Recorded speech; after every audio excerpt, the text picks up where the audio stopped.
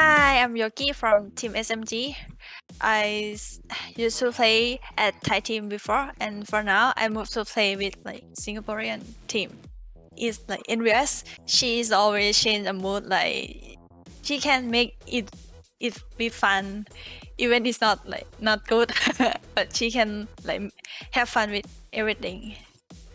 Is in US, yeah, because they used to play at least for a long time, and yeah.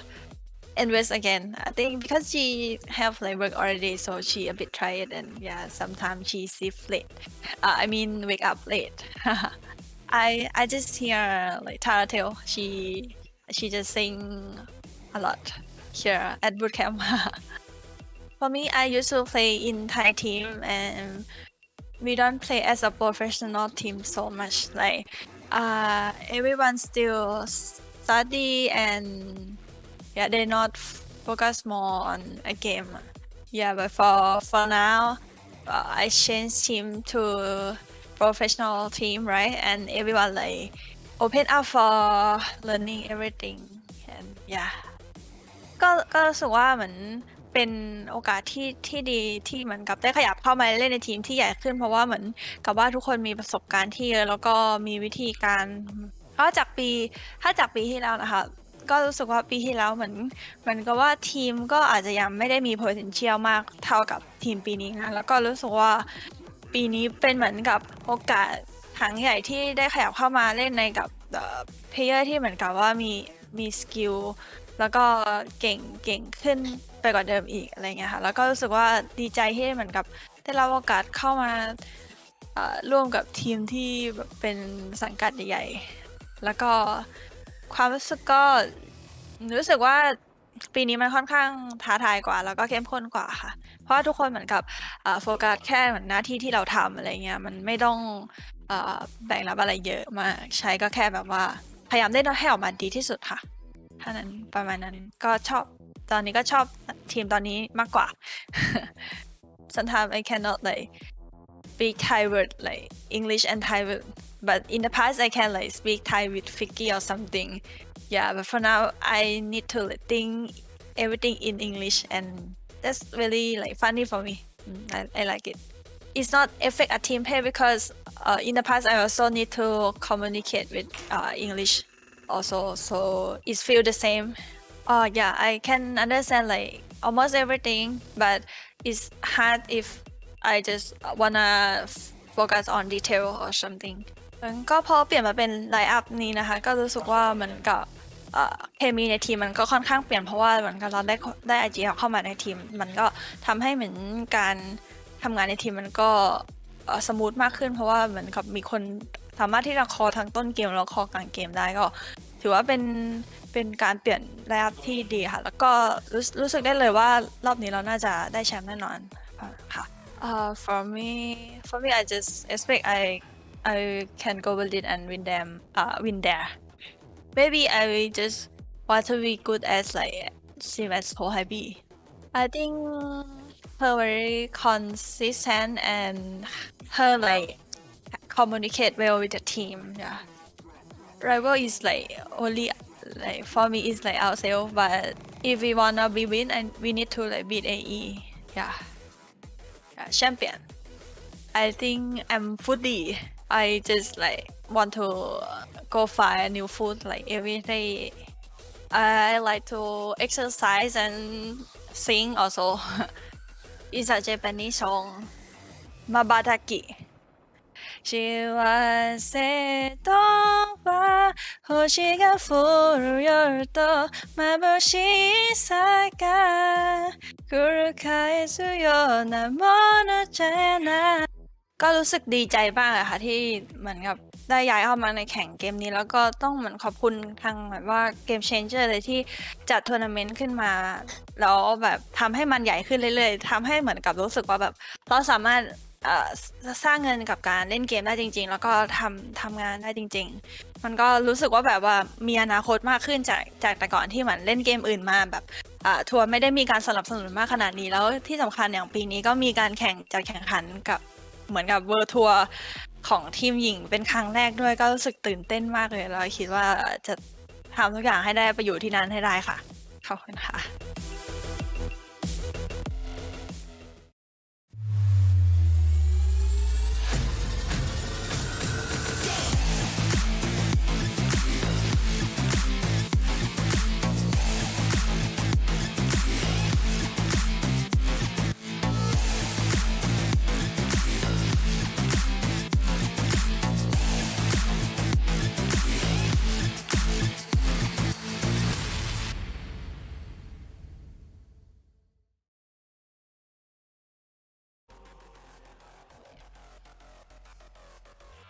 Welcome back, everyone, to VCT Game Changers APAC Elite. We just got done with one banger match for today where Alter Ego took the series 2-0, but not before a great fight was put up by W Streak. Right now, though, we are going to be heading into match number 2 here between Team SMG and Rising Hope. I'm Zach, and with me here today is Datum, and we have the pleasure to be casting these phenomenal teams. So, Matt, how are you feeling?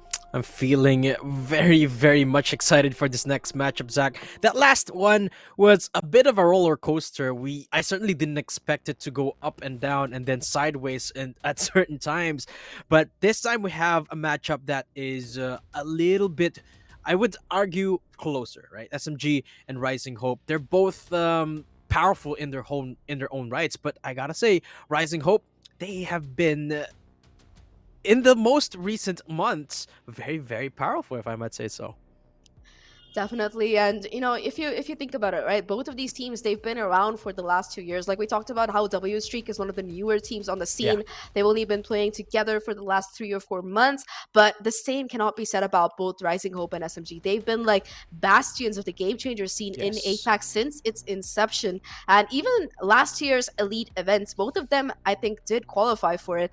And despite AACO doing their usual shenanigans and winning it all, the fact that these two have always historically been in the top 6 teams for the APAC region, it just goes to show that they have a lot of potential, a lot up their sleeve. And during this event, let's take a look at the rosters to see what exactly we're in store for. Yeah, they've been around for some time, but some newer roster changes mean that it's not really the same faces.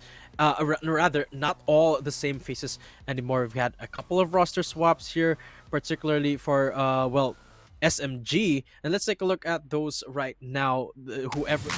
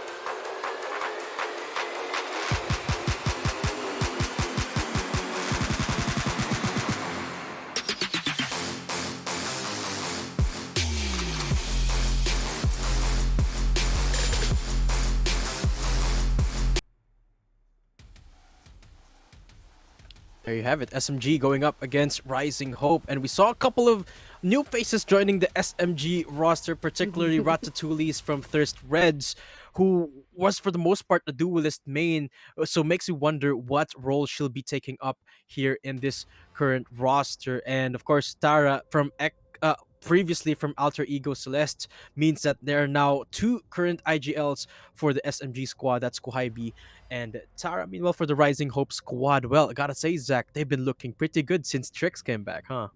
They really have, and they've had a pretty dominating showing in the overtime event through which they qualified. They were one of the first 6 teams to qualify for this elite event, so that's kudos to them there. SMG being in the top 3 themselves. But let's take a look at some head-to-heads to see what exactly we have in store for us for both of these teams. For the side of SMG, it is going to be Envious. We've seen her on the Jet, we've seen her on the Omen, but whatever role you do see her and you see her pop off, that's just Envious doing Envious things. One of the most clutch players that SMG really has coming in for them. That ACS 226, it doesn't tell the entire story, trust me, when it comes to this particular player.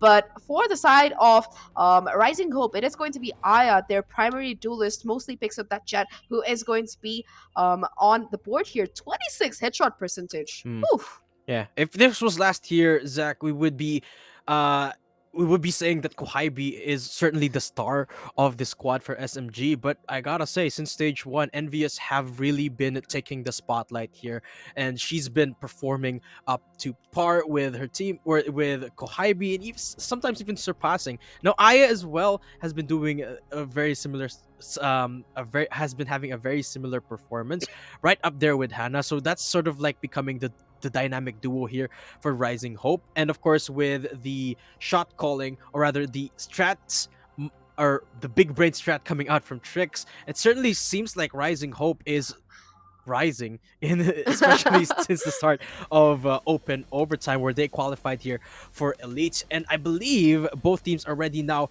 for the game, so let's get right into the agent select screen. I think that before map that though, yeah, before we head into the map itself, let's take a look at what maps we do have in store for us. It is going to be the pick of Icebox coming in for the side of SMG, I believe. So Rising Hope, they've chosen to start off on defense, and this makes perfect sense to me because Icebox is one of SMG's, I wouldn't say it's their most successful map, but considering the bans that have come through from the side of Rising Hope here, it makes sense that they have gone in for the Icebox. It is one of their good maps, and I think that they will be putting up a pretty good showing on it. But map number 2, what are your thoughts about Ascent, considering how good both of the teams are on this one? I feel like this could go either way, honestly. Based on the statistics alone, it seems very, very similar between the two of them. But we both gotta remember that these are from two very different stages of the year, right? SMG, the last time we saw them was in stage 1 in the open, and this is very, very different from the current state of the game. The meta was different, and people were playing very different compositions. It was at the time Alter Ego Celeste still defaulted to the double duelist, and a lot of teams were doing so as well. Meanwhile, for Rising Hope, they've had a lot of experience in Ascent throughout the year. Remember, they qualified in open overtime, so they've had a little bit more I would say game changers experience in that particular map, or rather in all maps for that matter. So I feel like this matchup between these two teams is a bit of a blank slate for them, which is why it will go either way, and the stats suggest that anyway. And going into Pearl, now this is an interesting one, Zach. Should we get into it? I feel like I feel like Pearl is gonna be a massive X factor here.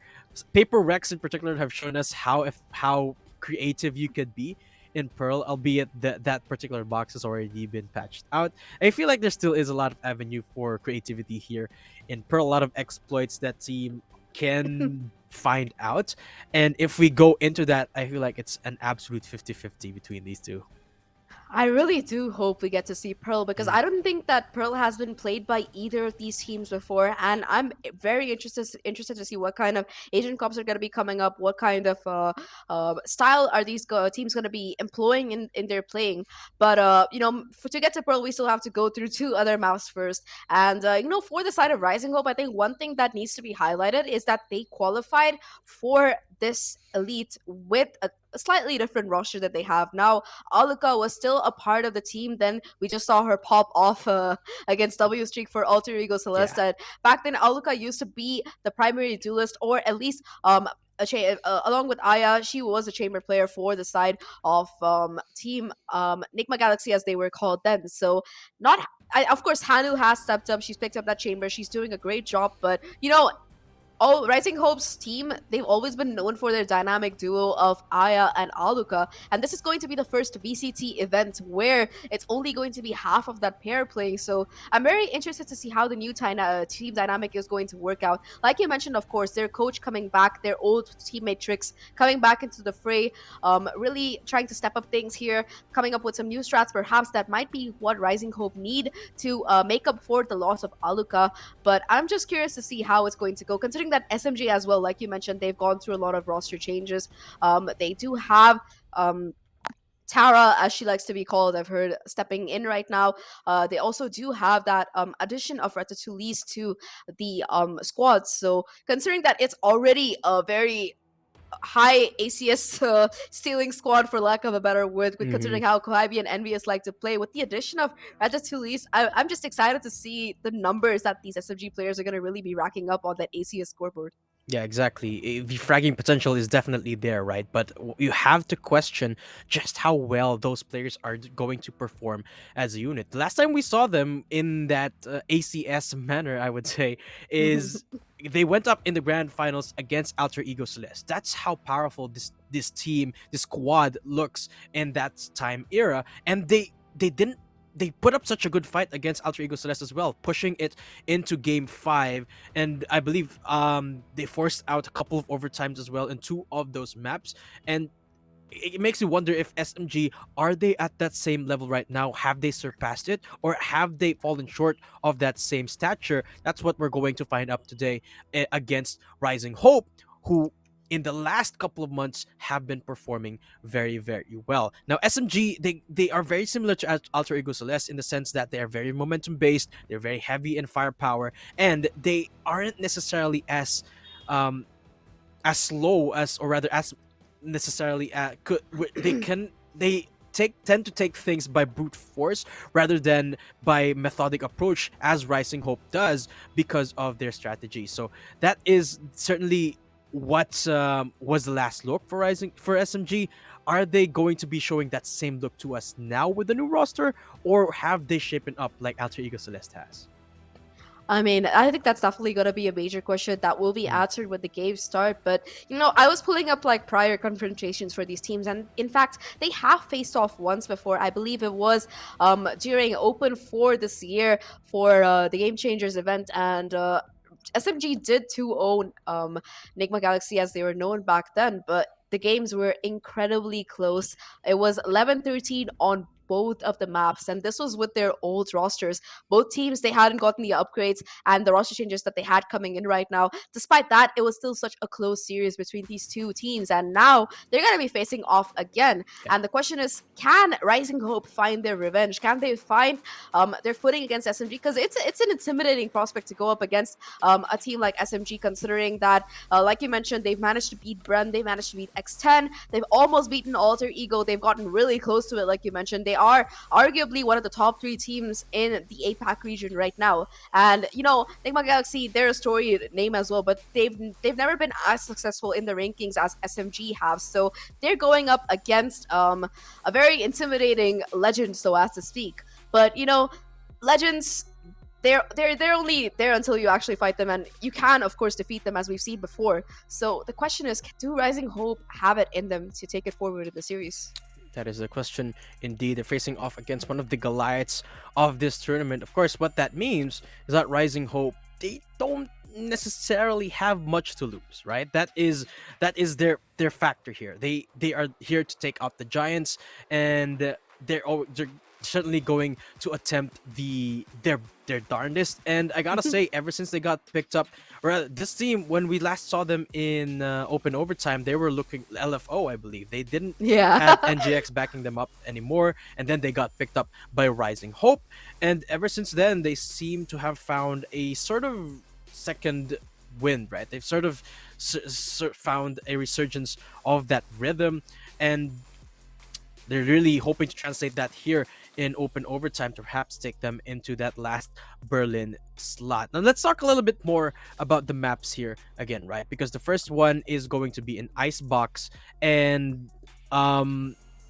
I correct? Yeah, going into Icebox. And I feel like it's a little bit worrying for Rising Hope, because if you take a look at the stats, Zach, Icebox isn't their best map by a stretch here.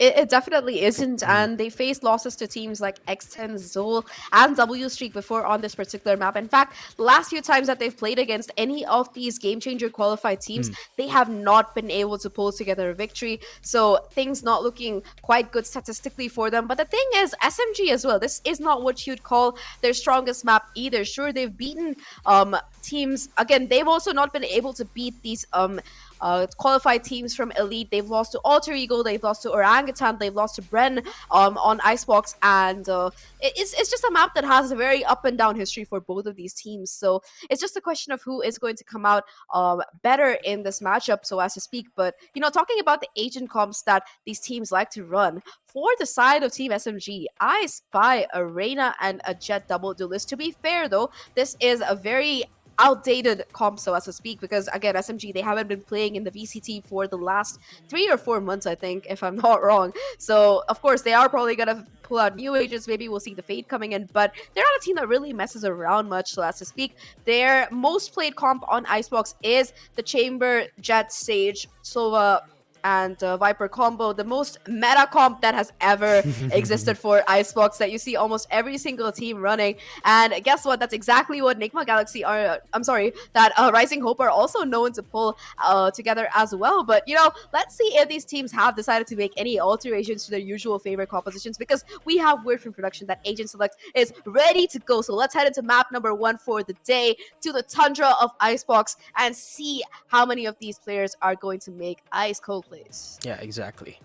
And what compositions they're going to be using to do that. Here we have it, Rising Hope versus SMG. We're starting off with Rising Hope on the defending side here, and SMG on the attack. And it seems like we're going to be seeing probably more of the same, apart from Yoki, who is going for that Fade. Now, Fade isn't necessarily the go-to in Icebox, because I feel like it's very, very limiting when it comes to information gathering with the Hunt, right? The range between a Sova Dart and a Fade Hunt is really what makes it different, or rather, really what makes the difference between these two initiators.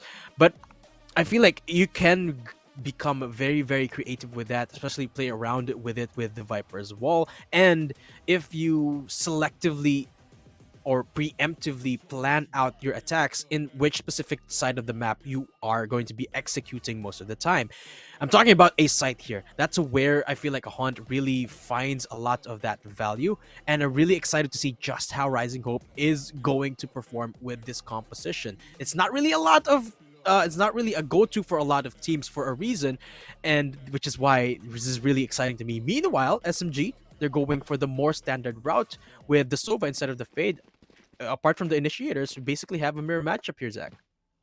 Definitely the case, and this is exactly what they've been running for the last ever since Icebox came out. This is basically the comp that these teams have been running. SMG, like I mentioned, they did try to go for the double duelist at some point, but the last 5 or 6 iterations that they've played Icebox, this has been more or less the comp that they've been running, with the exception of the Fade. In fact, correct me if I'm wrong, but I think the last time we saw SMG play in the Game Changer series, Fade wasn't even out yet. So yeah, it's been a while. Yoki picking up that agent is really exciting to me, because like you mentioned, it's something new that we haven't previously seen. But looking at the agents that each player has picked up, it's going to be Kohaibi, who just looks at the race, decides that, you know what, not today, I'm going to be going in for the Chamber instead. And of course, Envious on the usual Jet. Starting things off, SMG are going to be heading into this attack onto the A side as quick as possible. The Haunt is used to clear out the close area. The Prowler invested to clear out anywhere close to this upper area, but it's not going to spawn anything. That's the difference between the drone and the Prowler. This upper area is completely vulnerable. Hanu is going to be able to hold onto her position here,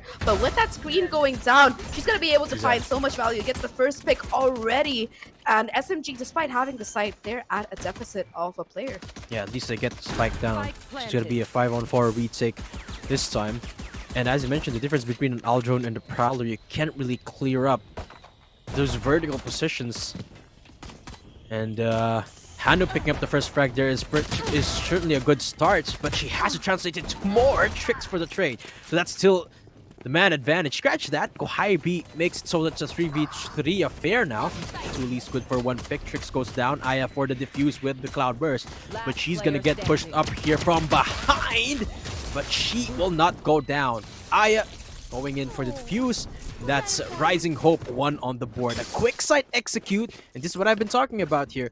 SMG is certainly going to find, certainly going to default into A site more because they have the Fade instead of a Sova. So the challenge here for SMG, or rather, yeah, for SMG is to become unpredictable given that their initiator is that Fade. Definitely, and I think that on a map like Icebox, where elevation plays such a huge role, the Fade is just so difficult to play around with there, especially considering if you're not running a second initiator as well as you see sometimes. Seeing Ratatouille going in for the Sage instead is going to make the job of these players so much more difficult. This time around, SMG, they're going to be focusing their sights towards mid here. The Shock Dart, not really finding much value though. Trix's rifle, Spectre does in fact, gets one already. The Shock Dart possibly getting the second. Nope, Tara manages to hop out there with like 18 HP to her name, stays alive. But in the meantime, look at this A side.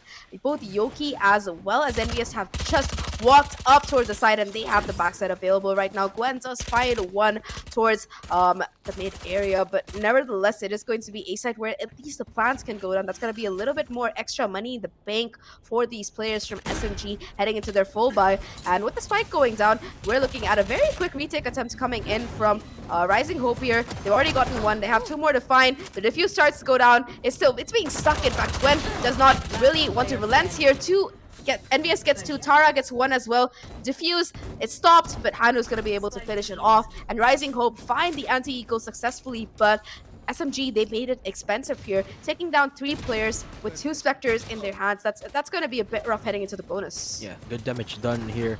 3 members taken out, but SMG should be pretty happy about that round, all things, or rather, Rising Hope should be pretty happy about that round, all things considered. The question is, are they actually going to go for this force buy here in round number 3? It seems like not, because Trix is just picking up that Sheriff, a couple of Sheriffs for Gwen and Aya as well. So SMG, here comes the question of where they're actually going to hit. Are they going in for the A side push where a lot of these guns are going to be present? Or are they going in for the mid aggression? Seems like that's going to be shut down as well. So that's already a pretty rough start considering they have the investment. And finally, they're going to decide into this B side push, which I feel like should have been their top, or rather their first option. But with Tara down, that's not really an easy thing to do without the Viper. Yeah, no smokes, no wall available, so they're gonna have to depend on the Sage utility to get the spike down, which they should be able to do, because I think the read was correct. You really don't want to head towards this B side when there are so many close quarters and you don't have a Sova drone to clear it. Perhaps that was the rationale between SMG's decision, but right now it is going to be a 5v4 retake. SMG, they have the firepower, but they don't really have a post plant setup because the Sova, apart from giving you the drone, also does let you have those shock darts, that ultimate when available, and that not being there is gonna make things very, very rough right now. Already you can see Ratatouille's playing up close, trying to get the first pick, connects the shot. Flyby there for the backup as well, and suddenly, very quickly, all 5 of these players from the side of SMG are taken down. They find 2 of their own, but all things considered, that's going to be a ground that SMG will be very happy about. But already, Matt, you can see them struggling to really make any kind of headway into sights because of all the utility that's being stacked against them and their lack of a Sova. Exactly. That's certainly one of the drawbacks, right, of having a double, I guess, defense composition. I mean, I say that because a Viper can be considered a sentinel if you think about it. And really, I feel like it will be a lot easier if they had a double initiator setup, possibly something that has flashes. But hey, this is the composition they stuck with, which is why they are certainly not having the easiest of times getting into sight. But certainly are workarounds around that. One of those being that they can split up the map, which is exactly what they're doing right now, the 4-1. As they make their way towards this A side push. Envy is leading the charge. And actually, Rising Hope giving them the side willingly here. So SMG going in for the 5v5 retake. Remember, they forced out all of their guns this time. Or rather, they bought out all of their guns this time. So with the Resurrect up, it's essentially a 6v5 as long as Ratatouille stays alive for this bout.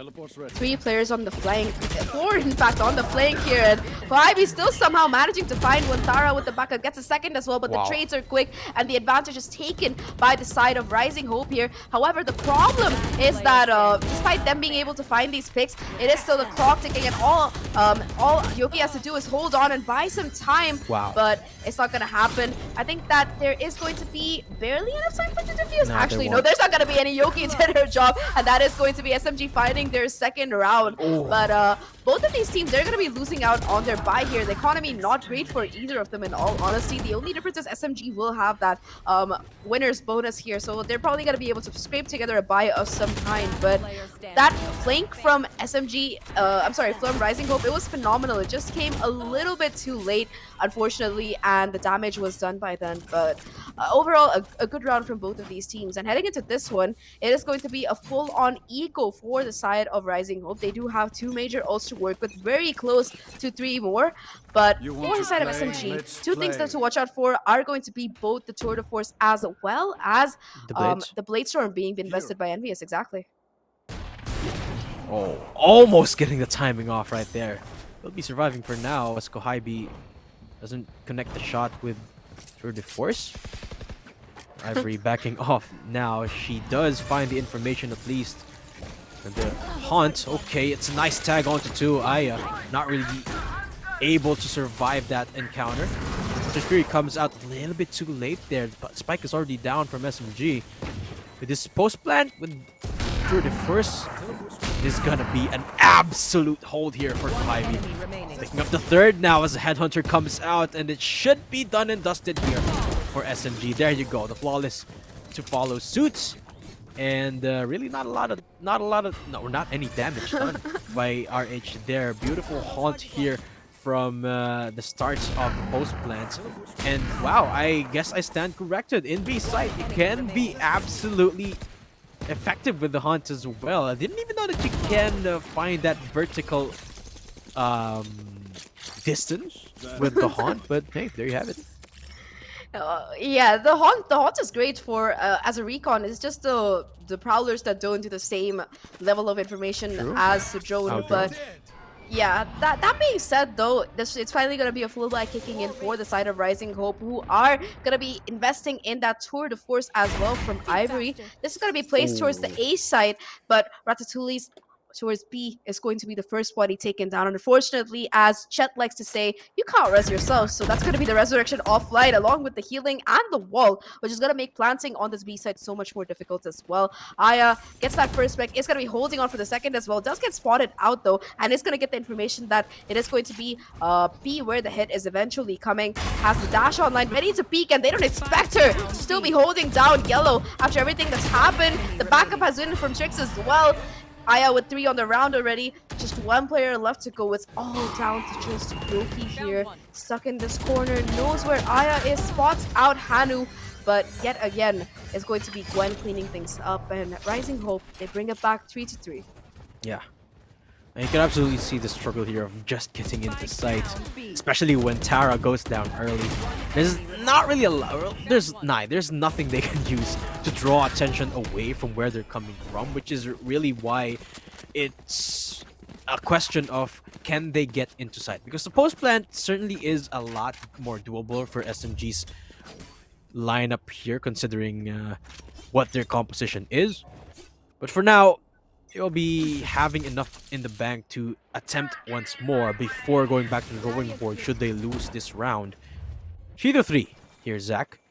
And ult economy is good for both sides. Ratatouille has got the resurrect. Ivory though with the first touch against Koibi. So again, the attack is so much harder here for SMG with the Viper Spit and A-side committed as well. Yeah, but at least Ratatouille does have the resurrection available, so Koibi, they're probably going to be trying to go towards the B side instead, not just because they want to get Koibi back up, but because of this Viper Spit being invested towards A, it's going to make it very difficult for the plant or any kind of advance to be made on that particular side, unless they somehow manage to smoke out the Viper herself. it is going to be Gwen who gets spotted towards mid, and Tara is going to be making a foray into the tube as they try to make their way forward, trying to get some mid control. There is that poison orb available if they want to smoke off the chamber trip, but perhaps they're just going to try and wait it out to see if they can get some kind of information as to where these players are going to be positioned.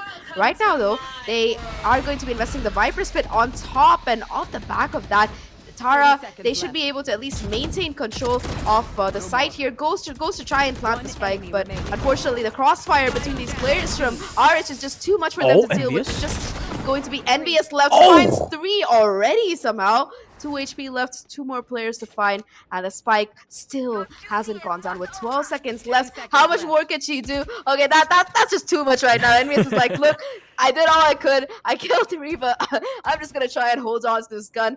At least they managed to get the resurrection out of Gwen, so that is going to be something that went in their favor. But aside from that, it was just not a round that SMG looked really good at all. They just looked completely confused as to what to do in the mid round. They tried to go towards make a play towards B. Their play towards A was shut down by that Viper Spit, and suddenly they were just left homeless, for lack of a better word. Gotta say though, the scoreboard is not bad, all things considered, for SMG. I mean, I criticized their composition a lot for lacking that sort of aggressive power that they need, but 3-4 is not too bad of a start here, all things considered. Of course, their guns aren't really reflective of that, as again, it's Aya for the first touch, trying to find more. Kohibi gets one trade back. Nightfall comes out, Resurrect as well, and Kohibi finally shuts down Aya. So that's a site. Are they actually going to commit to this, with Yoki opening it a little bit more with tricks going down? Actually, they will. Yoki, good for another. Now it's all down to Ivory on the op. 1v5. And she's just going to try her darndest to survive this round here, Zach. Yeah, I mean, there's not much you can really do with everything that's been invested, the side control that SMG has in spades on that A side right now. So yeah, saving the operator is the best call, and you know, that was a beautiful execute coming in from the side of SMG here to just really aggress on that A side and find those picks right off the bat. Lovely execute, and they're going to be able to keep all 5 of their rifles as well, unless, you know, they play too close to the spike and die out. I think that perhaps they realize that the operator is going to be still in play for the side of RH, and now they're going to be looking to save their guns because their economy isn't great either. They want to try and hold on to this so they can start building up a bank, but taking down Ivory would be a nice bonus. However, they're not going to go on hunt. They're just going to play it safe. And what a round coming in from SMG. This game is neck and neck here, Datum. It is so insanely close, and both of these teams, it shows that they've really put in the work to get to the point where they are, and they're not intimidated by each other. They just want to play the best Valorant that they possibly can. But I think that particular round, SMG just looked so much stronger coming in. Like, their execute was pristine. Exactly. And their aim looks on point for SMG. 4-4 though, as it's gonna take a lot more to break RH's bank here. This is gonna be the last round though. If they lose this, they definitely have nothing left. So definitely a pivotal round for Rising Hope, as again, B-side gets swarmed by the members of SMG now. Blades yet to find their mark. The operator either from Ivory is not really at the right spot to find anything, so gonna have to be another retake here to be able to get this round back into their hands, as the kill is now happening. Yoki finds one, getting traded out as Yoki finds another. Now it's all down to Hannah. Yoki with an amazing round, and it's almost a flawless there for SMG. And as you said, Zach, even though the score is close, SMG is looking good the past couple of rounds. Yeah, you know, they seem to struggle really getting into sights over the first few rounds, yeah. But this time around, it's the last 2 rounds have been looking absolutely clean. They've just decided, like, look, I know that the Fade utility doesn't do the job exactly, so let's just go and trade each other, and it's been working like a charm. You know, I honestly felt like they were kind of like holding back, taking on those head-to-head duels, but now that they started doing so, they've just been succeeding time and time again. This time around, they're going to be swapping things around a little bit. B-side is going to be where the focus is, and Envious is going to be choosing to invest that Blaze Storm to top things off. Does get spotted out in the process, resources, but the B side is going to be completely open right now for these SMG players to just make their way into. The spike should be going down any second now that they have control of both yellow as well as have that Sage wall down. A beautiful execute coming in, but I think this was intentional from the side of Rising Hope. They're just planning to go in for a retake here. Oh yeah, seemingly so. SMG though, they're keen to not make any noise. They're sort of hoping that RH will bite the bait and rotate, but they're all here. It's not a problem for Kohaibi, Tara, and Yoki though, as they pick up one apiece. Kohaibi good for one more, as that leaves Gwen all alone. But she's got a 3k under her belt as well. And she's got HP advantage too, and side control, so all it takes is one bullet.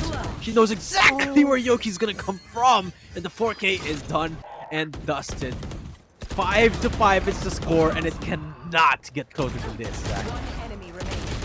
Gwen played that so beautifully, a 1v3 for her to clutch out, but she manages to isolate these fights, and honestly, this was so unfortunate for Yoki. Sees the tip of the ponytail, but can't quite get the headshot in, and with the HP she was at, Gwen, it was just easy cleanup duty for her. Off the back of that, RH, they managed to equalize scores yet again, and looking at the ultimates available right now, it is going to be the Hunter's Fury online for Trix, as well as just the Resurrection being one orb away from getting into play for Gwen. Both teams do still have the economy to buy, but Kohaibi is going to be investing the tour de force early on. Look, No, Ivory. oh, unfortunate, Yeah. unfortunate. Peaks. Ivory does get spotted up by the Yeah. drone in the form of Envious, who just goes floating over her head. And just like that, the B side is going to be open at the spike orb. Yeah. Fortunate time there for Ivory. Peeks out at the wrong place at the wrong time. Aya though opens up that garage area. Hannah and Gwen good for one apiece, and the Resurrect is there to bring Aya back into this game. Kohaibi, a pivotal shot, unable to connect there. Another one that doesn't really hit its mark. 2v2, but this is not looking good for Kohaibi. Okay, finally hits the shot that she needs as she gets another. And there you go. The round closer. Kohaibi redeems herself as SMG get themselves to 6. SMG taking the lead here, looking to close out this attacking half at a possible 7-5. But I think that the economy has been, improved for the side of Rising Hope as well. You did see some of the players being forced to play with a Bucky of all things. Unfortunately, Ivory does get shut down. This time around, it is going to be yet again a broken bite coming in. In fact, two of the players are going to have nothing but sheriffs to work with. And of course, a Bucky yet again for Ivory. No Blade Storm or Turtle Wars available either to try and amplify this buy. All the advantages in the world, at least economically, are in the hands of these players from SMG. And Aya, well, she's making a desperate gambit to try and find a first pick, but it's not going to be happening. The Hunter's Fury as well connects with one player, connects with two, in fact, but it's not going to be able to finalize those kills. And we're still looking at a 5v5. At this point, though, the members of Rising Hope slowly closing in down from mid. They are going to be aware if Tara decides or SMG decides to rotate, but Tara slipped through. They got no clue that she's there. Finally, she's going to reveal herself with Trix peeking outside of mid.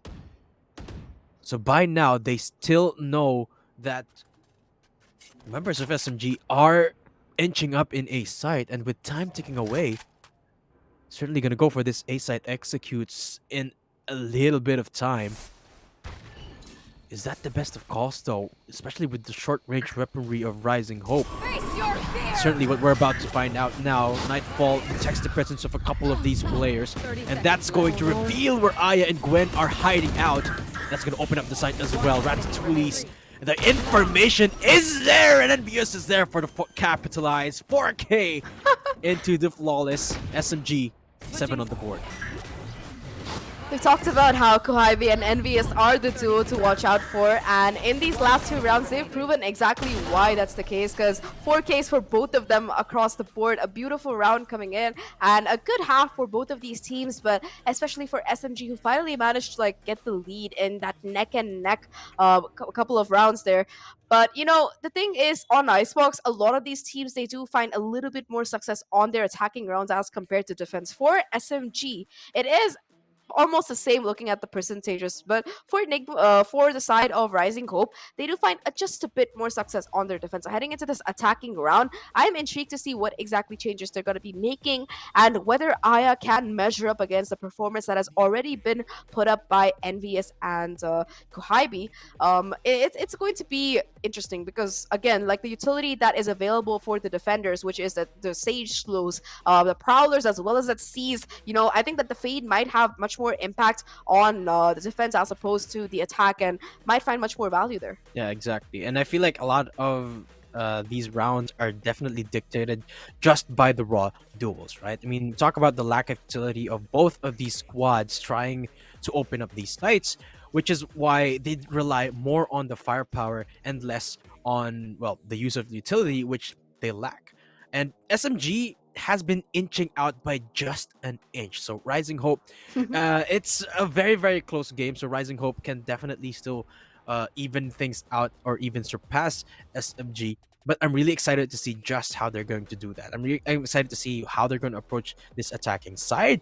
And this is where that preparation comes in, right? This is where the shot calling comes in. This is where the mid-round adjustment, as we saw in the last series, are going to be of utmost importance. Because honestly, a lot of what we saw in the first half were just fragging out, and SMG just won. Yeah, SMG just won 2 more rounds than Rising Hope did. So this is where things can go a little bit differently, especially with how methodic Rising Hope tends to approach these attacking sides.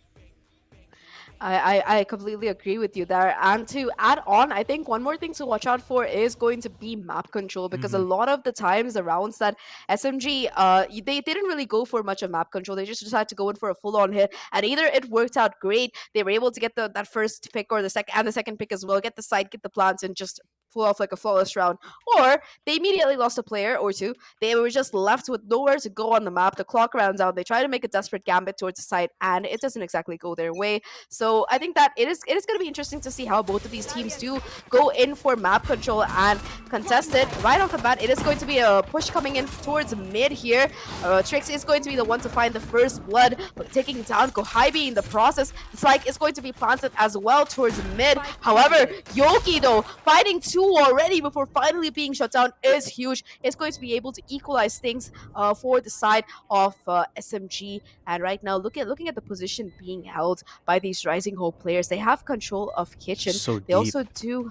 Yeah, they have a player sitting right on the spike. Envious though, she's ready for it. Spots out Aya, but is not able to quite connect the shot. Aya gets a second as well somehow onto Ratatouille's. I do not know how she connected that shot, but it is going to be Rising Hope who take a very, very quick pistol round. I think the entire thing was like 30 seconds back.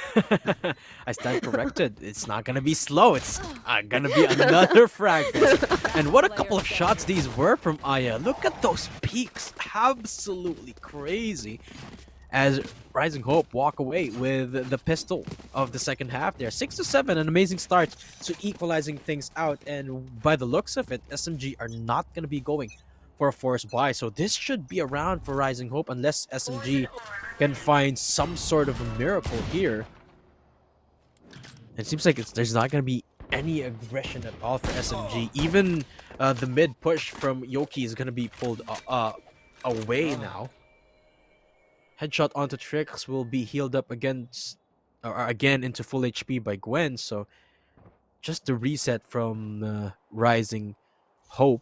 And this is exactly the type of attacking side that I was expecting from Rising Hope. Now that the wall has come out though, they should be pushing the tempo a little bit more. Because if they don't, this is what happens. The rotate is going to be there from SMG. And there's going to be a little bit of question of whether they should commit to it. Now that the plant is down, though, it's going to be a little bit scary for Gwen to get back. Luckily, she will be surviving. It's going to be a 5v5 retake for the pistols here.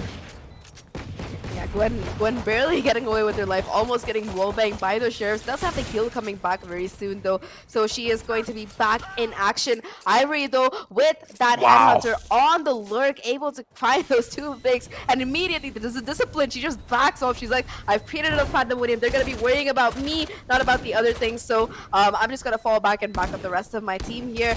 At this juncture, it just seems like the players from SMG, they're trying to do some economic damage, possibly try and just die to the spike spikes so not to give Rising Hope any of these auto-orbs. Envious does go down to Ivory, but nevertheless the round will end up going in favor of SMG, and they managed to take down 2 of the Spectres as well from the side of Rising Hope, so that is going to be something in their favor over the course of this bonus round. But it seems perhaps that we're not going to be seeing a bonus round at all. You do see Ivory deciding whether or not they want to pick up that rifle. Instead, though, it's just going to be them going for the bonus. Aya investing in that Sheriff, and Ivory going in for the Marshal. This particular round is crucial for SMG because they did buy up some of those Sheriffs and other pistols that round, so they're going to be forced to play with half armor.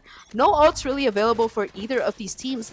And it looks like, yet again, mid pressure is going to be put down right off the bat towards this mid side. But yeah, like you mentioned, look at this aggression coming in from Envious. Look at this aggression from Hannah as well. She's already almost inside kitchen. There you go, that trademark going down is going to be a signal, but look at the turnaround.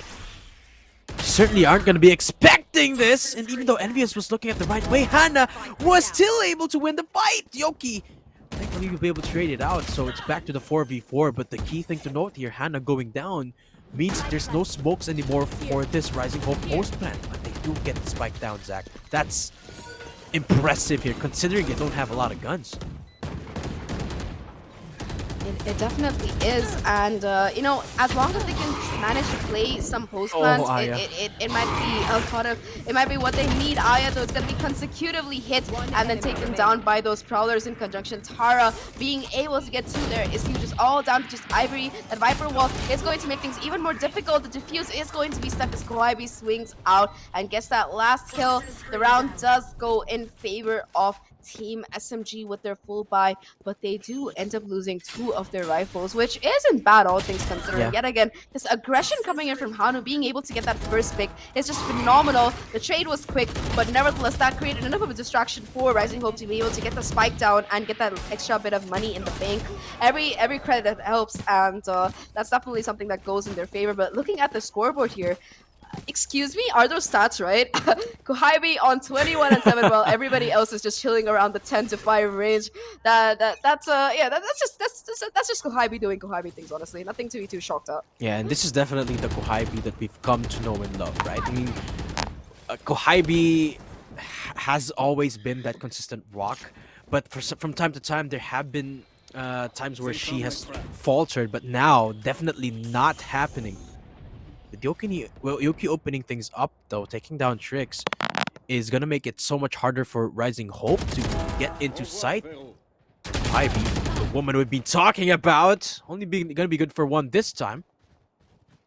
She does get traded out by Gwen. Now, still a lot of presence being asserted here by the attacking squad, Rising Hope.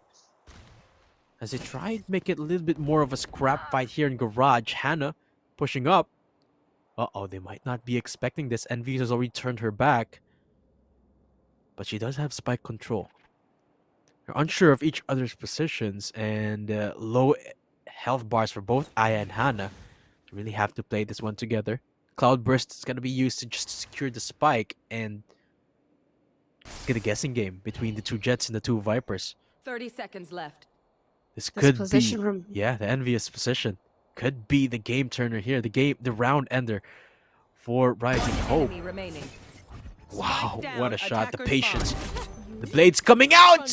Envious single-handedly turns it around. 3K is done, 9-7 for SMG. Lovely round coming in, and again, the duo of Koibi and Envious strike. And I like the positioning coming in from the players on SMG. In this 2v2, you know, usually you see a lot of teams going in for that scrappy fight around the spike towards trying to keep control of it.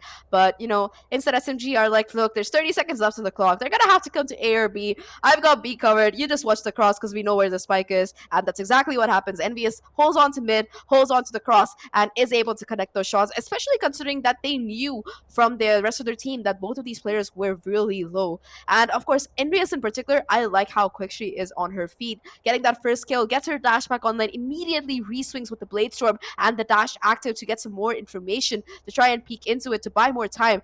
And it's overall just a beautiful round coming in for Team SMG, who have taken a lead here, looking in fact to get to 10 as well, because the economy isn't looking very great right now for Rising Hope. They're not going to be able to really buy in much. You do see some sheriffs across the board, but that's going to be it. However, if they can get these ult orbs, both Ivory and Aya are only one away from the Tour de Force and the Blade Storm respectively, and we've seen what a game changer these two ults can be in particular.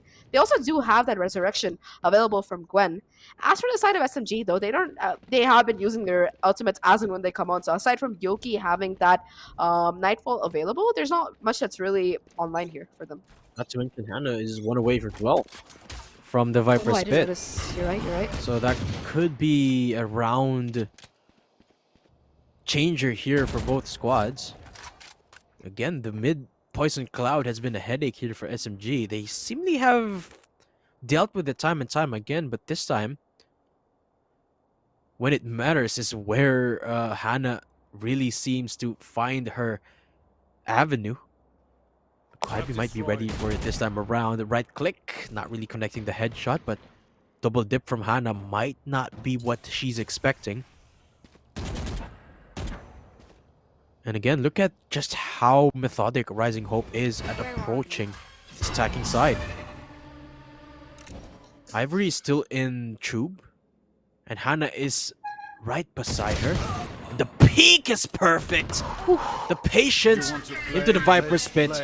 She's gonna be securing that spot. Ivory picks one up as well, so those both ults are gonna be online. But Ratatouille is unaccounted for. Slowly getting chipped down. Look at how scattered the members of SMG are. They don't know which side to attack. Hannah picks up Tara. Ratatouille's for the trade. The Viper's pit is gonna go down. But look at the shot from Ivory not connecting. Again, it turned around. Gwen does have the resurrect, but nobody's up close to her. Time slowly ticking away for Ratatouille's Envious and Tara, so they have to press on right now. Find one member with the recon bolt, but no guns to work with. Tricks, too big of a task, and Envious just pushes on. 3K, a big performance again from Envious as SMG, double digits on the board. What a beautiful round coming in from these players, especially, you know, that those two kills coming in from both Hannah as well as Ivory are insane, because it gives Ivory the tour de force, which they did manage to at least do some damage with before finally being taken down. But more than that, it also completely shuts down the mid area. Ratatouille was the hero for SMG. They're being able to get those kills as well as resurrect. Her teammate was a round winning condition for SMG, but I like the quick thinking from Hannah as well for being to be able to get down that Viper's pit, because when you're in that pit, you're gonna be DK'd, and a sheriff body shot will kill you, as we saw. So a great round coming in from them. It doesn't work out in their favor, but coming back in with a full buy, they are looking to do some damage. At least they were until Envious shuts it down quickly. Hannah, however, is able to get the trade onto Kohibi towards mid, and yet again, mid control has been established by these players. Aya finding a second pick as well somehow towards this mid area is going to make things so difficult. Ratatouille though with the flick. Wow. Wow, that's gonna break her wrist or something. But yeah, she's gonna be able to bring things back down to a 3v3, and the B side has fallen while all this pandemonium and ruckus has been going down towards mid. The spike is going to be planted towards B, but we're looking at a full 3-on-3 retake. Hanu though, still with only 28 HP left, lurking towards mid, is going to be doing so much damage. However, she's going to be conversed on by Envious, who is able to get that pick. Just like that, things are back down to a 2v2. There's no Hunter's Fury available, and yet again, there's no resurrection that can realistically be pulled off. The spike is going to be tapped. The smoke spray comes through, and Envious connects the shot. 1v1. It's going to come down to a 1v1 exactly at the end. But look at the HP for Envious here, who is so low. All it takes is a shock dart from Trix, who shows exactly why she's the coach as well as the solo player for the team there. 8-10 for Rising Hope. But still, that was so close. If it wasn't for Trix's shock dart, that could have panned out very differently. Despite the great start here for Rising Hope. Look at that shot from Ratatouille though. taking out Aya, and again Hannah from behind, and then again Envious from behind. This round was scrappy on top of scrappy, but at the end of the day, it's Rising Hope to come out on top. I gotta say, it's still so darn close here. Zach, at least they'll be able to break bank from SMG, but at this point, I still can't count them out. With Yoki going down, the most firepower out of the arsenal here for SMG, and Aya with a nasty shot onto Ratatouille's as well. Certainly going to signal the start of the B-side hit now for Rising Hope.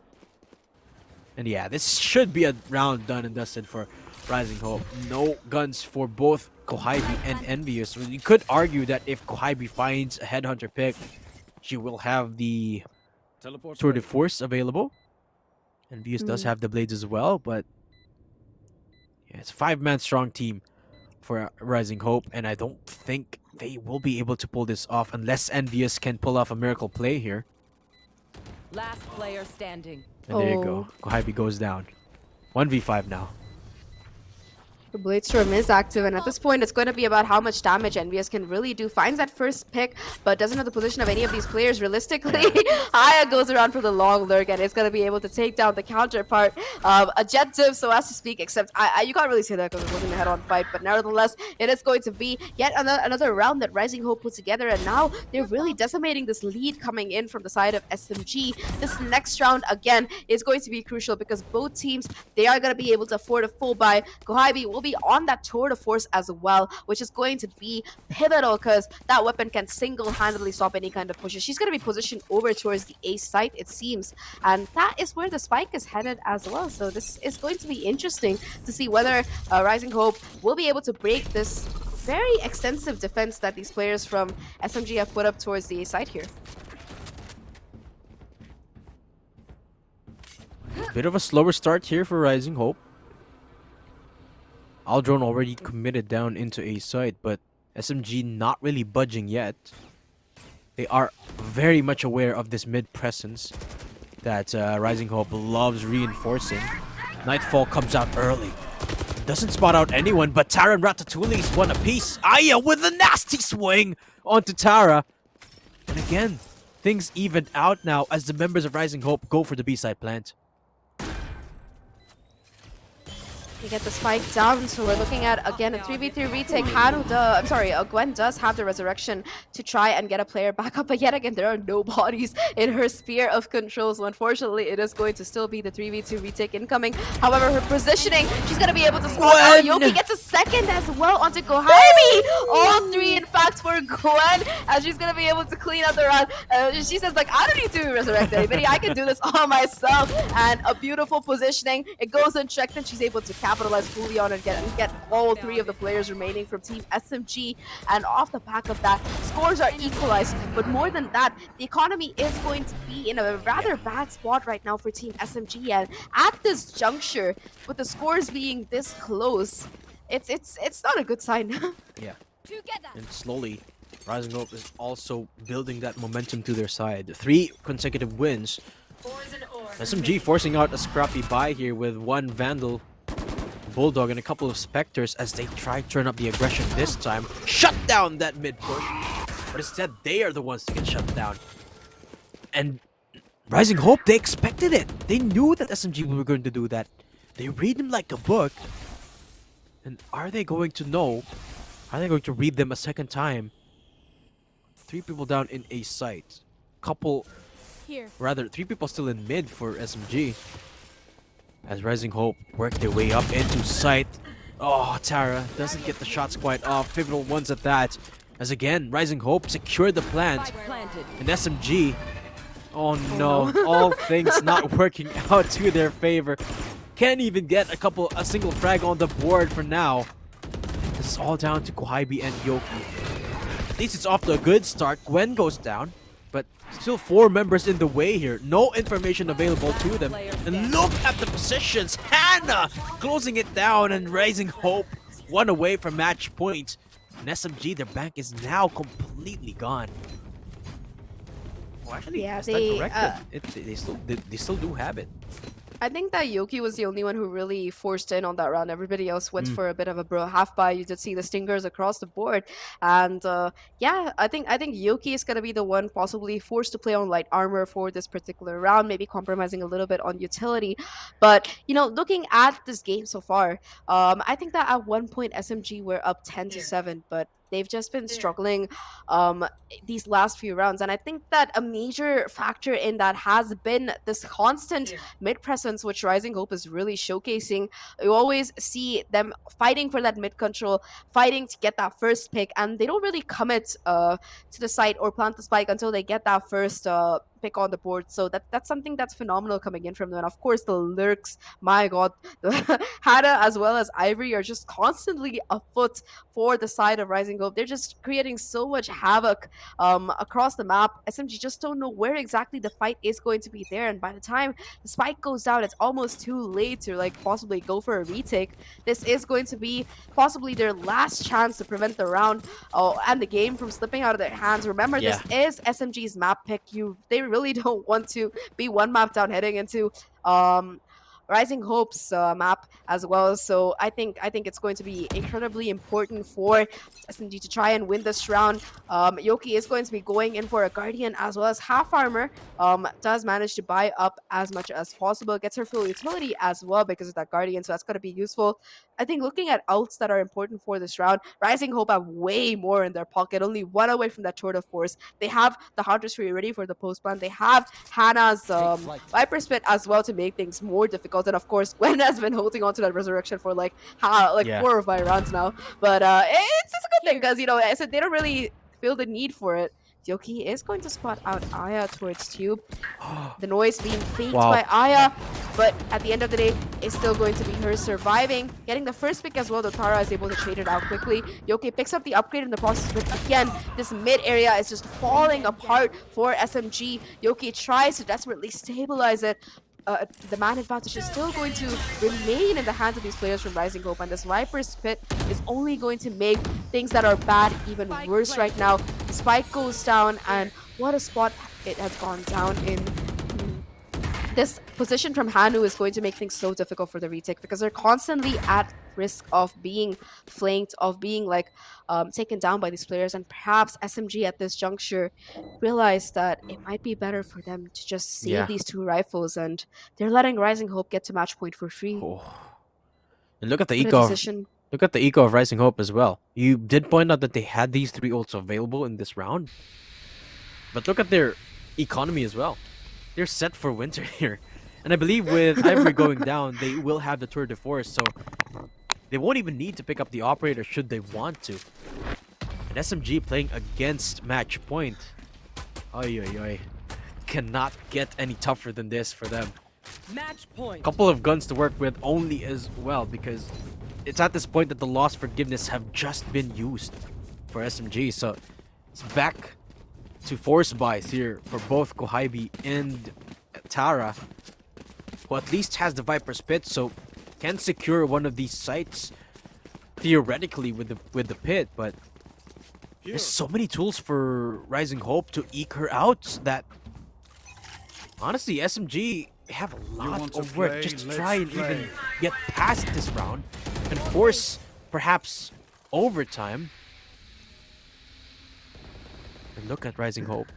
Still want to challenge this Viper Spin, calling upon a lot of attention from SMG to actually rotate here. Are they actually going to go for any bit of aggression from either sides of the map? It seems like mid this time will be walled off by the members of SMG, but because it's been broken off, they still have to keep one eye on it. Yeah, it's going to be Ratatouille's who has to hold down the anchor there, and the Viper's Pit goes down as well. Tara playing out of the smoke for just a bit too long. It's going to make things so difficult right now as Execute is going to be gearing up towards this A site instead.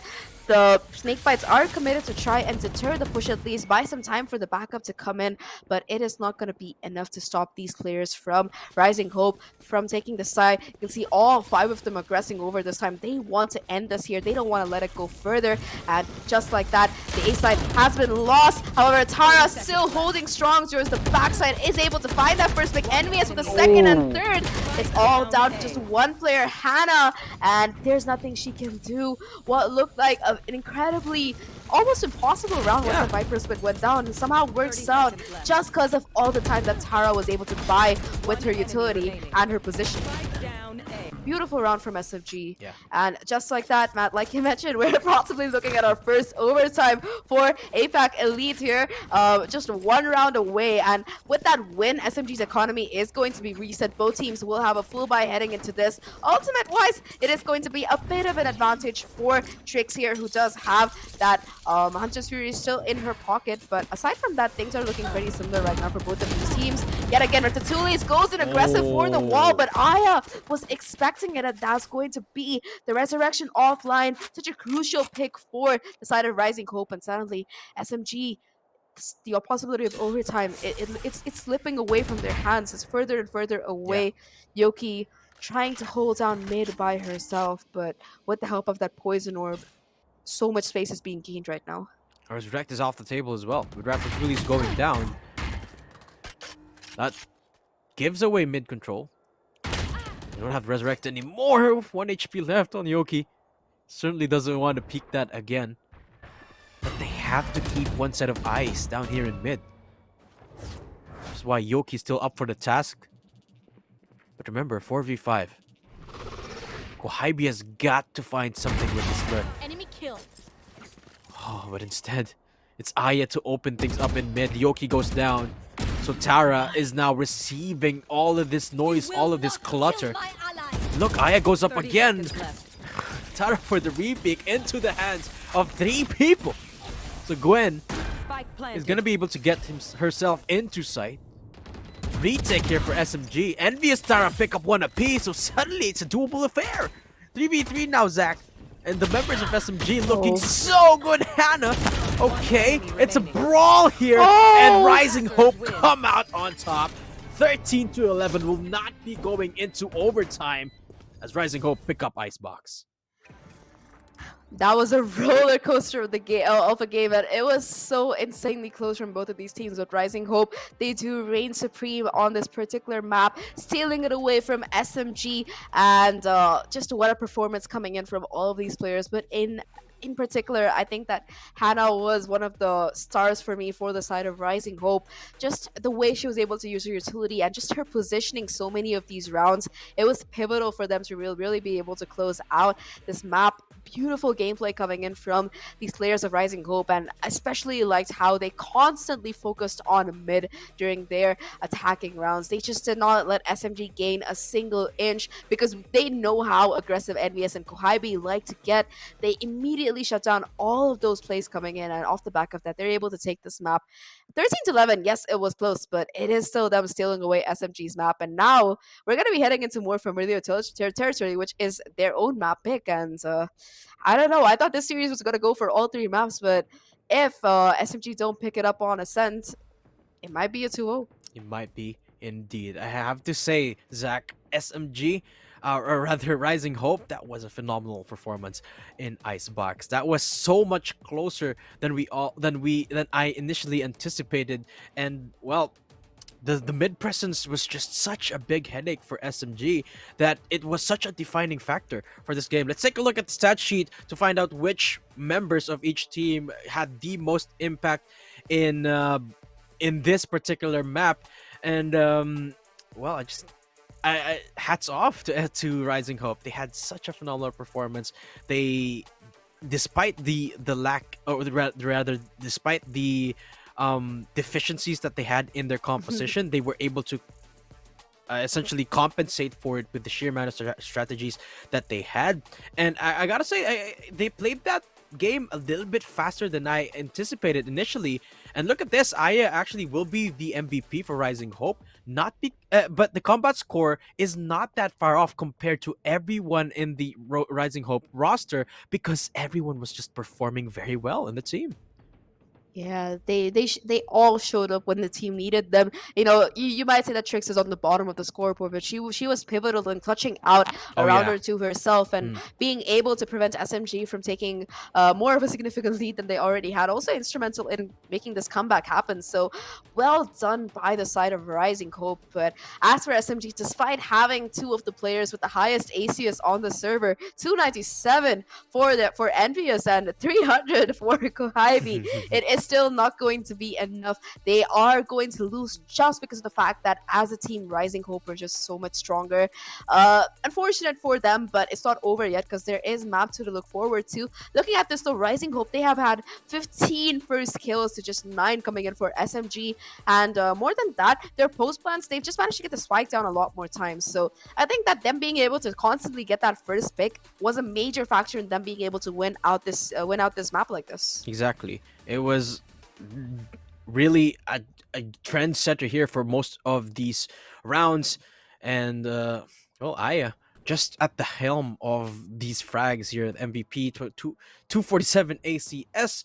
And I feel like the biggest factor here was Rising Hope moved more like a unit. I mean, just that slight difference between these two teams really shined here and pivoted the win towards Rising Hope there. Can't wait to see it when we go into game number 2 here, which, as you mentioned, is going to be the Rising Hope map pick. So a lot of work needs to be put in here by SMG should they want to come back into the series. Yeah, but before we head on to Ascent, let's take a look at Icebox, the highlights from the map to see how exactly Rising Hope were able to take it home. I think that we are going to be heading into it pretty soon, so let's see how they managed to steal away SMG's pick from them right off the bat, them being able to like really capitalize on the pistol. Off the back of that, the Kwaibi did bring back SMG multiple times, being able to get 4Ks so often, being able to like just create so much havoc, and just there's a reason why she had that 330 ACS. But I think the positioning from these Irish players, it's just something else. Yeah, exactly. The way they played around the map and the way they position themselves around the map, they always are there for a strategic approach rather than a frag approach. And I feel like that really is the defining characteristic of both of these teams. And the scoreboard reflects it. The ACS reflects it. The scattered sort of distribution of the ACS in SMG's side really just shows how heavy of a fragger Envious and Kohaibi has to be just to try and shut down this collective effort for Rising Hope. What I would like to see change here from SMG is rely less on the frags and more on what they should do as a team. And that's synonymous to what Rising Hope is doing. I feel like if they could just figure that one key out to play together as a team, they should be good to go here against Rising Hope, and they should have a chance in this next couple of maps should we go into the third map. I mean, Ascent yet again, before we'll talk more about it and the statistics that these two teams have as well as their history.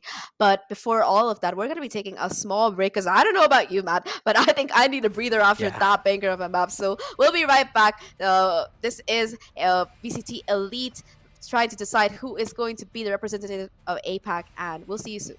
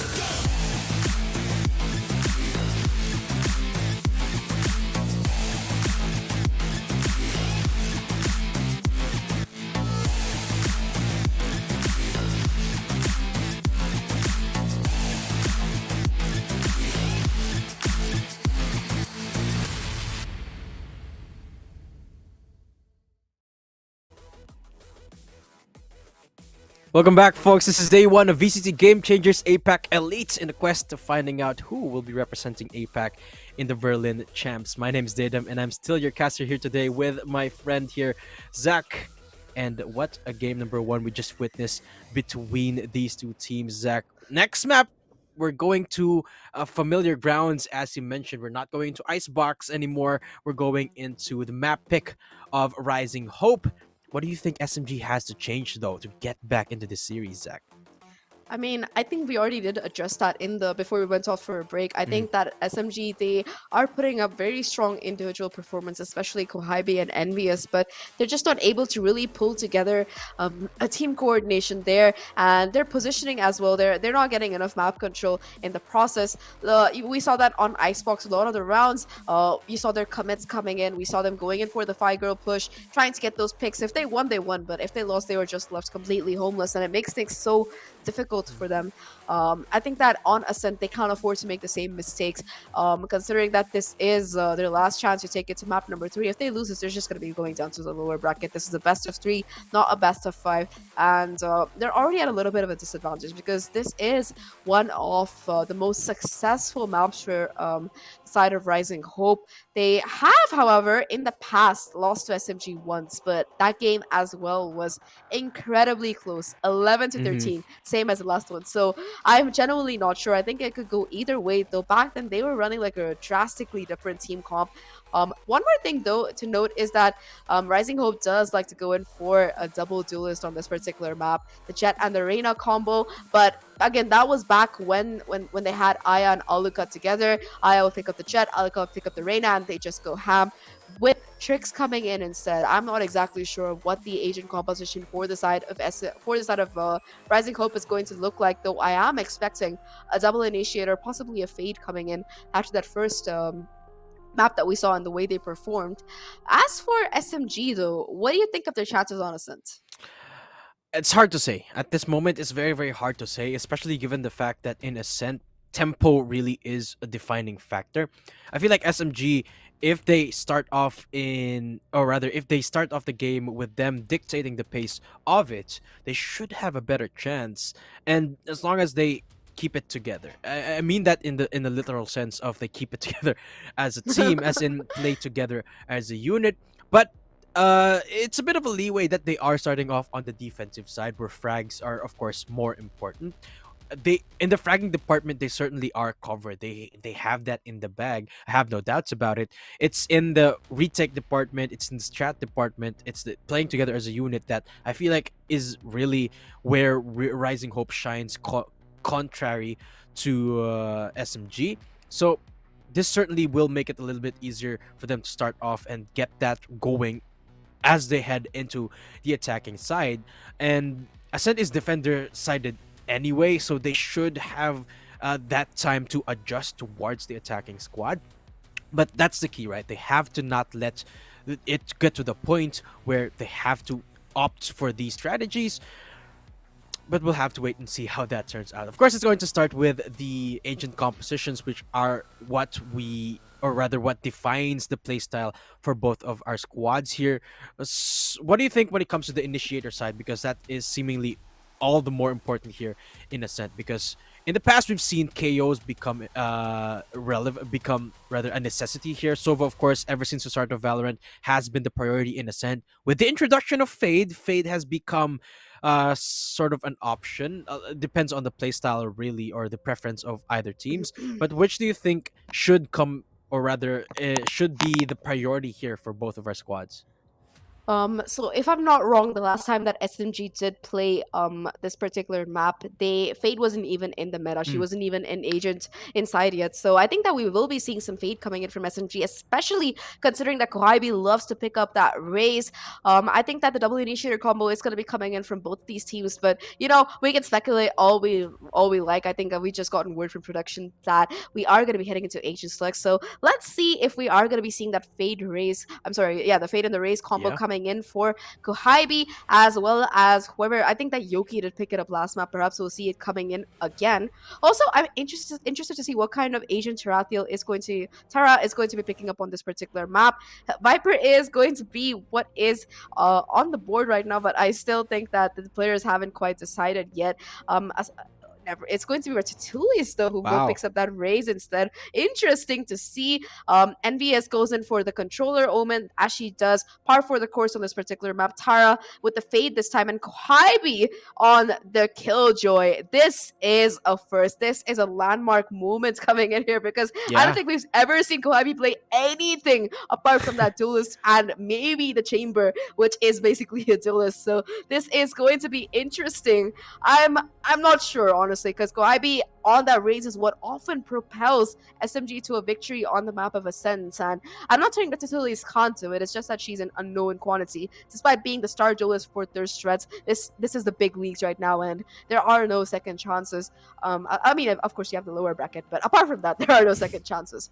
As for the side of Rising Hope, though, what do you think about their Asian comp? Well, the only difference that we're seeing is that they're swapping out the Omen for an Astra, which is well, for for defensive purposes is a very good thing for them. Going up against a Frayed Raise combo, they will not have that sort of escape tool, right? Because the only reason people are defaulting more towards the Omen is sort of a preemptive pick against a Fade, right? Because when in the post plant, or rather in the planting phase of the stage, you have to have an Omen go and plant just so you have that player that can TP out of the C's should it come out with the lineups. And yeah, that really is the only drawback of not having an Omen in this composition, which might be one of the things that makes it hard for Rising Hope to get the spike down. However, Rising Hope certainly have workarounds around that, right? They could wait for the C's to come out Mm-hmm. first before going out for the plant, and they are that type of team that plays towards that type of playstyle anyway. So yeah, I don't mind the Astra getting swapped out for the Omen. I would prefer an Omen over an Astra, but uh, doubling down on the defense is certainly not a bad thing. Already, it's all gonna boil down to how Rising Hope is going to play that. Of course, it's SMG going with the aggression inside a lobby. Fate is there, and it's perfectly swung on by Oh my Trix. Gets them both with the reset. That's 2 kills, basically for free from Rising Hope. Oh no, off the back of that, it is going to be the A side left open. Envious pops the paranoia to try and hold on to her life at the very least, which he does, but they're going to completely lose any kind of A side control. And already Ivory is going to be on the lurk as well, but is going to walk right into Envious's crosshair, is able to pick up that upgraded ghost as well. So that's going to make things a little bit more difficult. 2 players left right now for the side of SMG. Tara and Envious have a momentous task ahead of them. Tara doing a lot of damage though to the player towards main. However, the clock is slowly ticking, and just like that, the round goes in favor of the side of Team Rising Hope. 3 for Trix on the round, and 2 for, I believe it was Aya? Yeah, it was 2 for Aya, and between them, they managed to clean up the entire round. Beautiful pistol. Yeah, perfectly played by Trix and Gwen. They knew exactly that SMG was going to plan the aggression down in a lobby, so wait for a little bit of information, went in for the bait, and then Trix to swing out for the 2k. Really just caught SMG off guard completely. Now Rising Hope with the full buy in their hands. I feel like at this point SMG are not going to try any aggressive shenanigan because they know that Rising Hope is gonna be ready for it. And look at this, they're still doing the same thing. They're waiting for any bit of push happening from either side, albeit with a little bit more of aggressive angles, because they have the better weaponry, really just goes to show just how much homework Rising Hope has put into this matchup. They know exactly the playbook of SMG, which is why SMG are now slowly adapting to Rising Hope as well. Yeah, very slow round coming in, which is, I appreciate this from Rising Hope. A lot of the time, you do see teams getting over eager with the guns that they have. They don't check their corners. They make a couple of misplays, but you're not seeing any of that coming in from Rising Hope. It's just going to be Aya going in huge, finding that first pick onto NBS, getting and immediately falling back. They're not going to be over aggressing here. Commonly made mistake in these rounds. It's going to be Aya who finds the second as well. However, there's one more player under Heaven who does get spotted out. That Spectre is going to be doing a great deal of damage. Tricks with the backup as well. Yet again, these two are the dynamic duo to watch out for, and it's all down to just Tara who gets taken down by Hannah. It's going to be a flawless, like you mentioned, Matt, for the side of Rising Hope. They're going to be holding on to all of their Spectres and Bulldogs heading into this bonus round. And that's the thing, right? On Ascent, the bonus is actually convertible depending on where exactly you're going to be aggressing. Yeah. If you are taking close range fights, it's actually a very viable round. And Rising Hope so far, they've shown that they have both the patience as well as the strategy to really push forward and dominate over SMG so far. You know what, Zach? I'm actually a little bit surprised that we're not seeing more stingers in Game Changers here, despite the fact that Leviathan showcased just how good it is. And Stinger got a buff recently, 5.06. Kohaibi, though, don't care about no stingers. Gonna go in for a double dip as she finds the spike as well. Now she is still in main, looking for the 4K now as Aya, the last woman standing in her way. Pick up an upgrade for herself, but it's envious to shut down the round and end it on a high note for SMG. Now on the board, 1-2. As quickly as it started, it's now theirs for, well, on the board. 1-2. Yeah, they pick up that rifle round almost flawlessly. I think they did end up losing one player, but they're still gonna be able to buy in fully this time. And off the back of that, I believe that Kohaibi is only 2 away from that Killjoy ult. Very, very useful for retakes, even with the nerfs coming in. You know, the fact that the KO fragment can just instantly break it. That's a bit of an L for Killjoy, but you still see her being one of the highest picked sentinels on this particular map, and that's because of the amount of utility that she really provides. Yet again, the Kohaibi, you know, usually expect your Killjoy player to be really passive and just chill around on site, play off the setups, but Kohaibi, she's not doing any of that. She's gonna be aggressing, in fact, and getting both kills somehow. Again, Kohaibi just being a menace on this B main area and making things so difficult for these players from Rising Hope. However, though, the remaining 3, they're going to be regrouping towards this A area. The fragments invested as well to try and clear out the area. I don't know if Ratatouille's got spotted. It is going to be the smoke invested to possibly signal that she might be crossing over. But aside from that, Rising Hope, yet again, they're going to be regrouping towards the B side, which is completely empty because Kohaibi is going to be playing towards this market area instead. Though I think she is going to be in range of her setups, so all the utility can still be devastating for the side of Rising Hope. They got no clue where Kohaibi is at. They knew she was in B site, but at the moment, the sphere of influence here for Kohaibi is absolutely massive. Half the map is covered 30 seconds left. by her eyesight and her utility. Swarm grenade out. And there you go, the sound cue that B site is getting swarmed on by the members of Rising Hope, but SMG willing to give it away because they have a 2-man advantage anyway. Kohaibi unable to get the shot in for Aya actually makes it so that it's just a 1-man deficit now for Rising Hope. It's certainly doable here for the 3-woman squad. Tara picks up Hannah. Aya for the trade. So still a very, very close round here considering Yoki is 1 HP. Nice flash there, setting up Aya for the frag. Can get the ace now. Ratatouille and Yoki coming in from the same angle. They don't really have a lot of utility to their name, not a lot of space as well. There you go, Aya for the close down. Rising Hope, 3 on the board as they set themselves up for a 2-round advantage. Aya being able to take down Kohibi there was just so huge because it takes the lockdown out of contention. It also, like, it gets them the site as well because the Killjoy utility is no longer going to be active, and she completely turned the tide of the round there, honestly, because if Aya hadn't been able to get those kills, it would have, considering that they were coming in from a 3v5 situation, the fact that they were able to convert the round is just phenomenal. And off the back of that, Aya and Trix will both have their ults available heading into this particular round. For the side of SMG, it is going to be a bit of a half buy. You do see 3 Spectres available, but that is going to be it. And aside from that, not much else. Aya does have the dash ready to go, but is going to let it fade away because of this Omen smoke that keeps her from getting really aggressive onto that site there.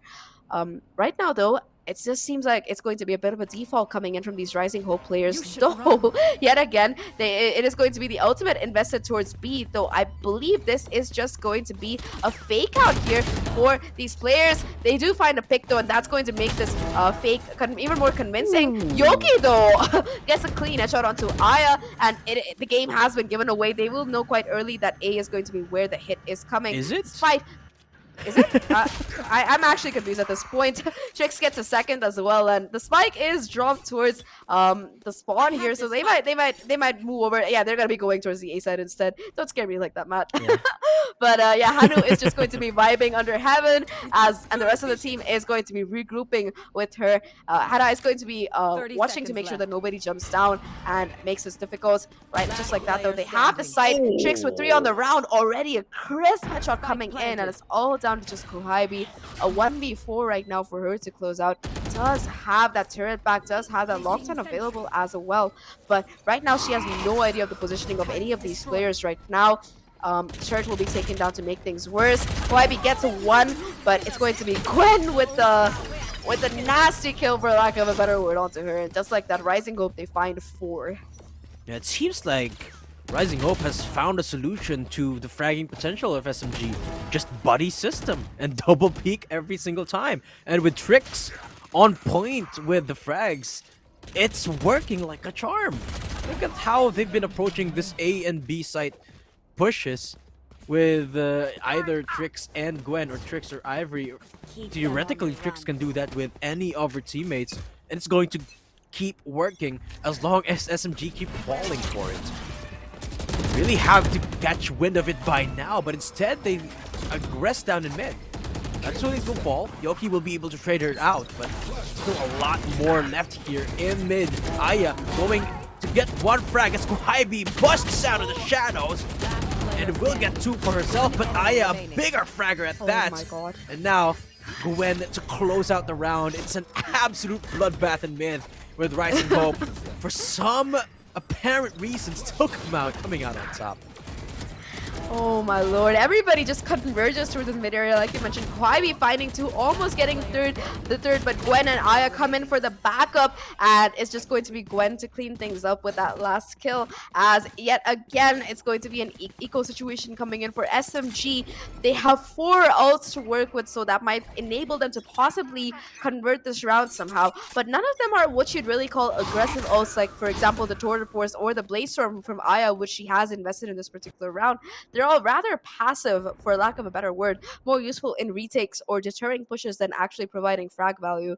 So it's gonna be interesting to see how exactly whether they choose to use them or not in the first place, and how exactly they're gonna make this kind of lesser buy work, because right now they're at huge risk of letting these go away. Aya with the Sheriff is not gonna really be able to find anything, but lucky for her, Hana is there to back her up, and they are gonna be able to find that first pick towards the A side. Kohibi clears out B main, doesn't exactly push through, because unfortunately for her, that is going to be where the push is nevertheless coming in, and perhaps aware of the possibility she is going to be lurking on this B side instead, where the spike is still undecided though, despite being able to find that first pick on A and having control of main. It does seem like the spike is still undecided as to where exactly it wants to go, though now it's making its way back towards A. Face your fear. With the Cloud Burst being used, Nightfall as well, certainly ensures that this is exactly where they want to hit. Blades are absolutely massive from Aya. Completely shuts down that defense down in tree. Look at this, it's not done. Tara though, able to shut down Aya here as she pushes down into heaven. But it's just the Last Spectres, player you remember. Ivory shutting down Kohibi means it's all down to Tara. Still gets a headshot. Why is that legal? Oh, precise gunplay at its best, as you can see from both of these players. Literally from Aya, ironically from Tara here, getting these 2 picks and also getting the headshot on her way downstairs. I believe that if Ivory hadn't been holding that crucial under heaven position, it might have actually been a clutchable round considering how low everybody was. But you know, this particular round, it's incredibly important for SMG considering that they are 5 rounds behind and their Yes. economy is just recovering. They're gonna be able to scrape together a There. bye for this particular round, but unless they win it, it's just going to make things incredibly difficult heading into the next There. you know, next half here, considering that they are going to be switching over to the attack. And for SMG, I pulled up the stats here. SMG, they have a 64% win rate on defense, but only 47 on attack. And this is when they used to be running that double duelist combo to boot. So seeing that they no longer have that going in their favor, they have to try and pull together as many rounds as possible on this defense. And heading into this particular one, they're not only going to have these rifles, they're also going to be having a lot of ultimates to work with. As you can see, Ratatouille's is only 2 away from that showstopper. They also do have that lockdown as well as everything else available, honestly. So this is a round that they should definitely be converting, considering that the only ultimate that's even close to ready right now for Rising Hope is Hannah's Null Command, which is 1 away. I think that they are looking to get the orb and possibly push into the B side off the back of that. But yet again, it seems like Kohibi is willing to play aggressive. Gets that second as well. Third to boot. Number 4. Oh my god, Kohibi on track for the ace here. Just has 1 left to find, but Gwen is going to shut that down. What a play from Kohibi. Yet again, she proves why the B side is not somewhere that you really want to get into. Gwen has made her way onto the side, does have the spike to put down as well, and she will be able to get the plant though. It does seem like SMG, they are going to be able to convert this round. Finally, Ratatouille is getting her first kill on the board, and just like that, after 6 rounds in a row, they managed to find something. Kohibi's 2 to just 6. invincible in that round. You did mention they had a lot of ults in that in their arsenal. They didn't even have to use a single one. Because let's take a look at this one more time. Look at she didn't fall. She didn't take any damage in the midst of it all. Until she went down in the hands of Gwen. By now, or by then, the damage is very much so done. Placing sentry. And All 5 SMG ults. on the board. Yeah, and all 5 ults. Amazing round right there for Kohibi. Definitely a morale booster for the squad. And an eco booster for that matter. Now, a command activated immediately by the members of Rising Hope. As they try and shut down this B site defense. Beverly Well is absolutely perfect. Yoki unable to find anything, but again, Kohibi! 1 enemy remaining. With the 4K! 2 in a row! And just like that, SMG 3 to 6.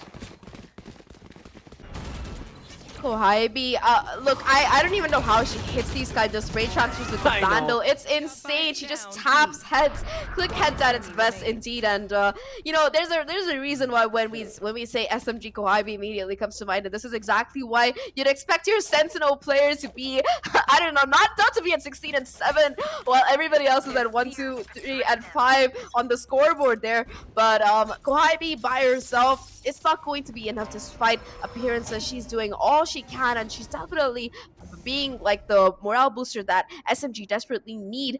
But aside from that, it's still them at a round deficit. However, though, they have a chance to get their 4th round on the board because SMG, I'm sorry, Rising Hope, they are going to be forced into an eco here. Just shares across the board for them to work with. And it does seem like A is going to be where they're peeking into first.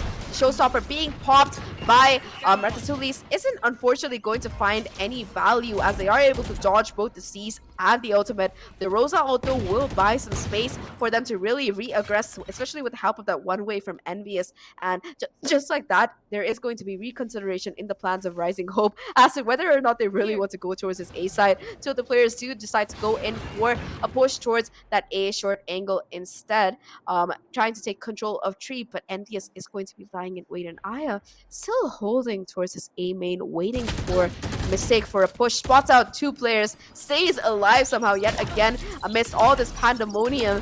And just like that, they're going to be booking it over to the B side instead, looking at where the spike is going. Unfortunately, though, there has been no real rotation from these players for the side of SMG. Never mind, they heard me. They're going to be moving over. Kohabi going towards the A short angle. Instead, the B side is open. The Killjoy utility not really active. If Ivory can get this kill, it's going to be so crucial right now. Kohabi finds one, but doesn't check that corner. That's going to be Ivory finding that pick as well as picking up that upgrade right now. But she's going to be taken down by Envious. Nevertheless, it's going to be just 3 seconds left on the clock. No time to get down the spike, unfortunately. And just like that, SMG, they get their fourth on the board. But for a second, it actually looks a bit scary there, Matt.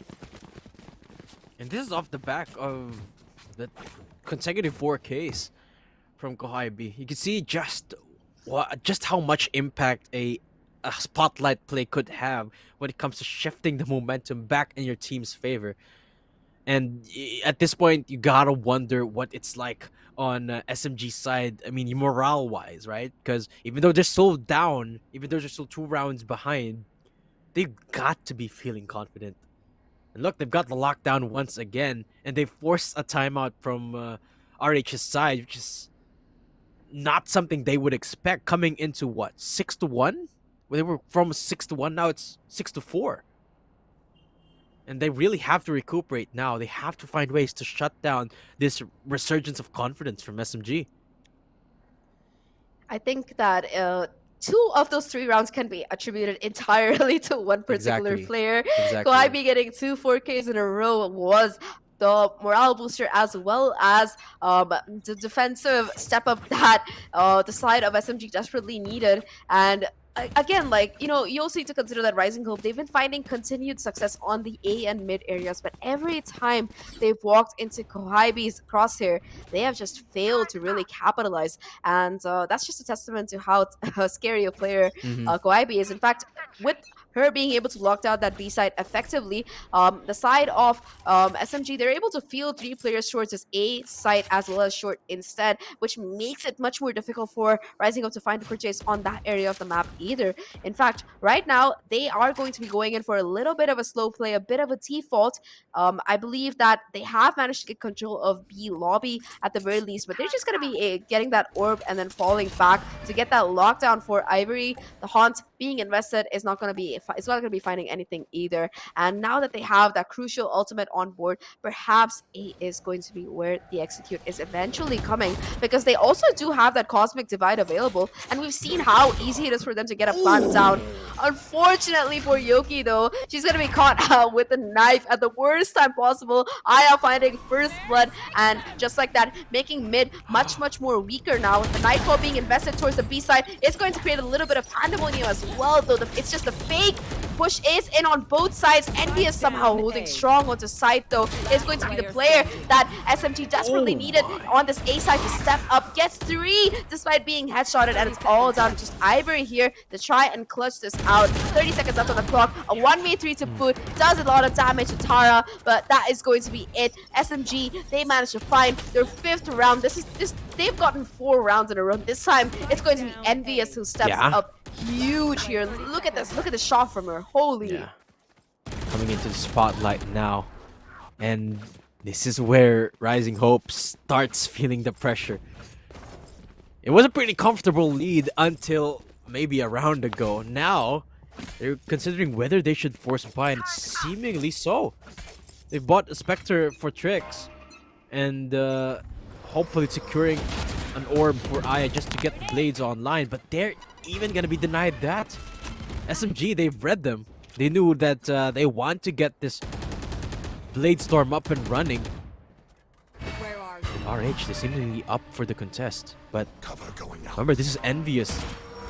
The spotlight performer of the last round. They certainly don't want to be walking into her hands. But they really want a piece of that ulti.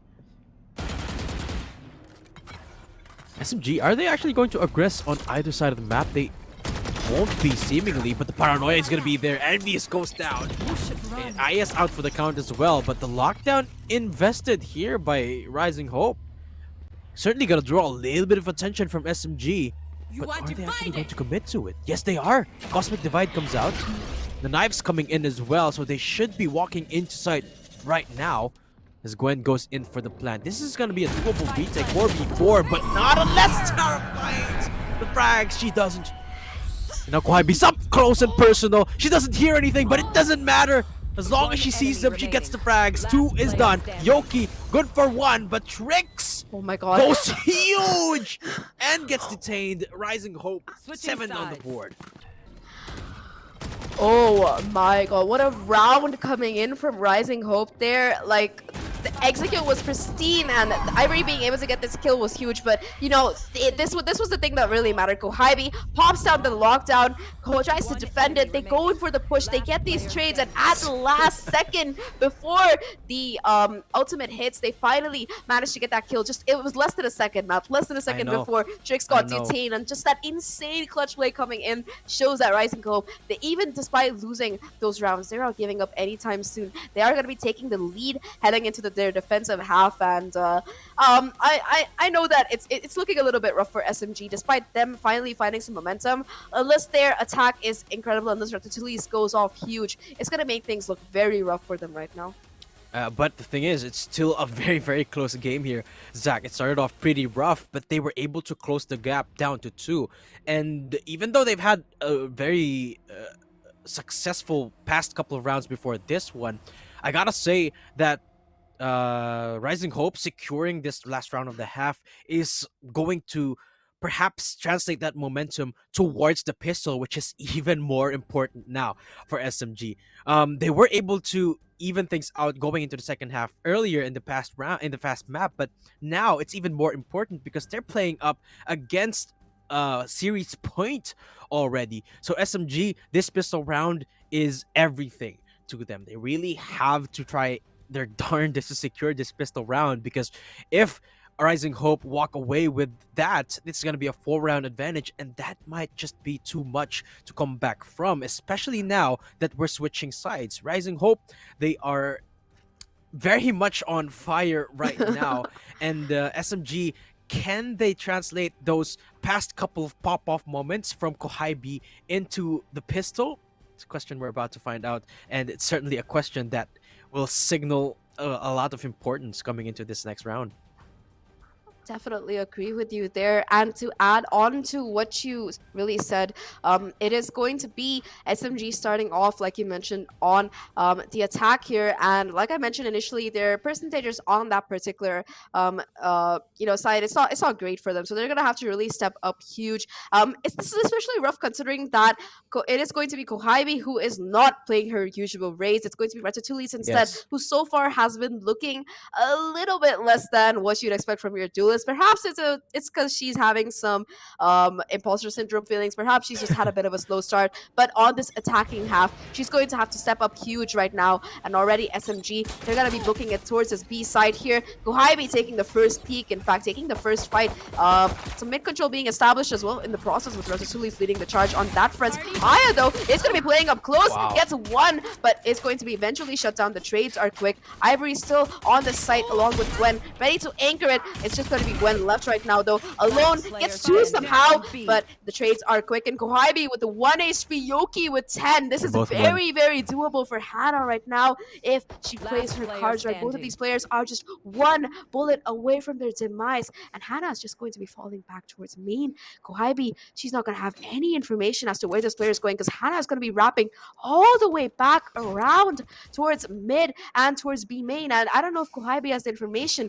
Kohibi's like, you know what? It's okay. Let them be wherever they are. I just have to hit a headshot. All's good. We'll have the turret back online as well in a second. That knife going to give away the information that Hannah is close and approaching the turret as well, though. Give away information as to where exactly she's going to be playing. Gets broken down, but all Hannah has to do is hit 1 successful right click. Does manage to connect it, and just like that, Rising Hope, they take the pistol. But honestly, what a round coming in. Especially, you talk about Hannah getting that 1v2, but I think the real reason why Rising Hope were able to convert it was entirely Gwen being able to hold down the fort on the backside, getting 2 kills and doing so much damage to everybody else on the team.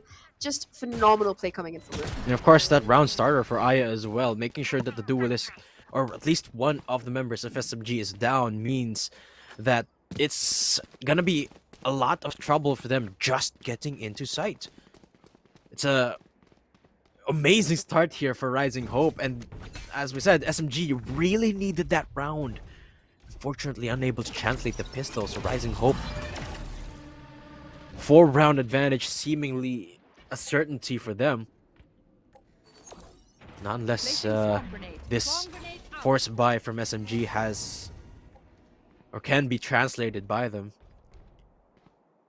Look at how they're approaching this. Look at Rising Hope. Oh my Aya God. gets shut down. Recalling my bot. That reveals that SMG have gone for the force buy, but it doesn't reveal where they're going. Towards A, though, it is going to be all 5 members of SMG grouped up, and there are 2 players towards short who are waiting here. That Prowler is going to be heard. Information with the smoke as well going to be given away that A is where the hit is coming.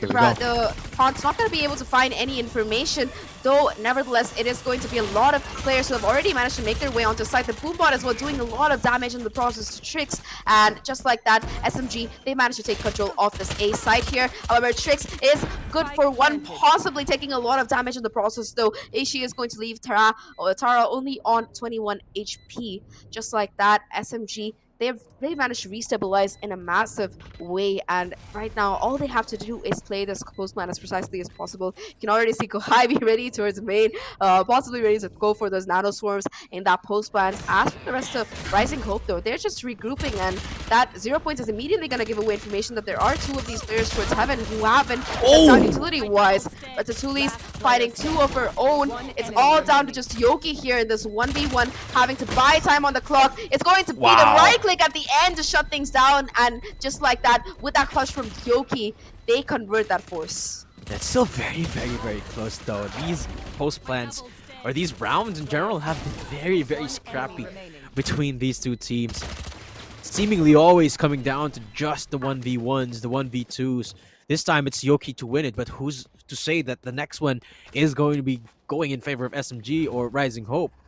But the fact of the matter is, since SMG won that round, they will definitely go with an eco advantage going into this one. So even more avenue for them to close up this gap that Rising Hope has built up for themselves. But still playing with a little bit less speed than what they could. Envious with an opening pick against Trix though, so that makes sure that the Fae doesn't find anything more out of this round. And Rising Hope with a little bit of reinforcement down into B side. So this call to rotate for SMG is actually, for SMG, is a good idea.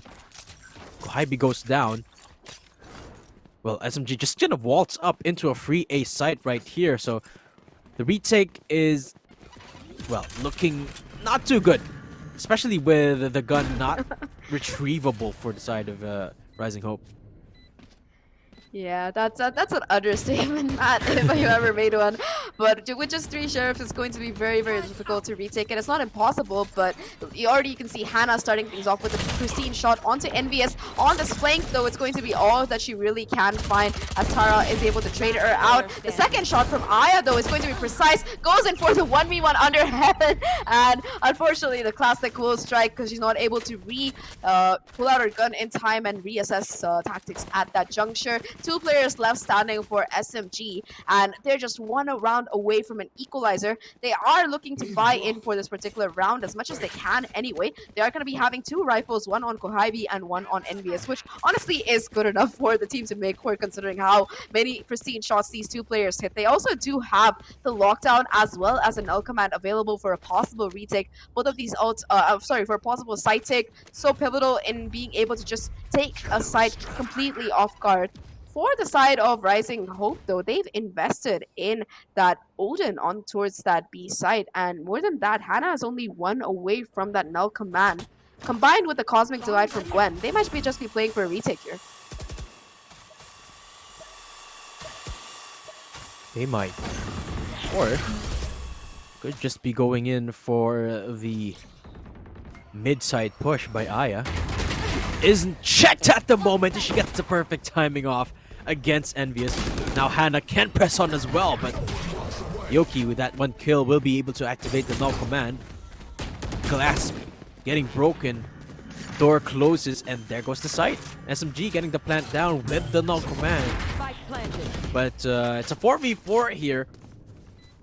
And with the Cosmic Divide, they certainly tip the tides here for their favor, but Lockdown still not yet invested by SMG, waiting for the perfect opportune moment. Cosmic Divide finally coming out with the Lockdown. You're gonna buy so much space here and time here for SMG.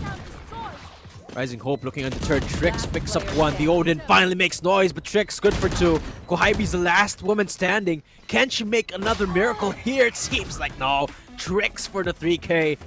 Rising Hope back on top. 9 on the board against 2. A beautiful round that really came in from them, and the fact that they were able to get rid of that lockdown was just huge. Kohaibi doing all that she really could to try and prevent this diffusement coming through, but unfortunately the right click, like you mentioned, is just too strong. And just like that, despite them winning the previous 2 rounds, it's going to be an economic reset for the side of SMG. They do have those 2 Spectres and 3 Sheriffs to work with, but things not looking too great for them right now. As for Rising Hope, they are slowly building up that economy. Aya as well will be playing with the help of just that Blade Storm. Already you can hear her popping it towards the side, and this fragment in fact is going to do a decent amount of damage to both of these SMG players towards main.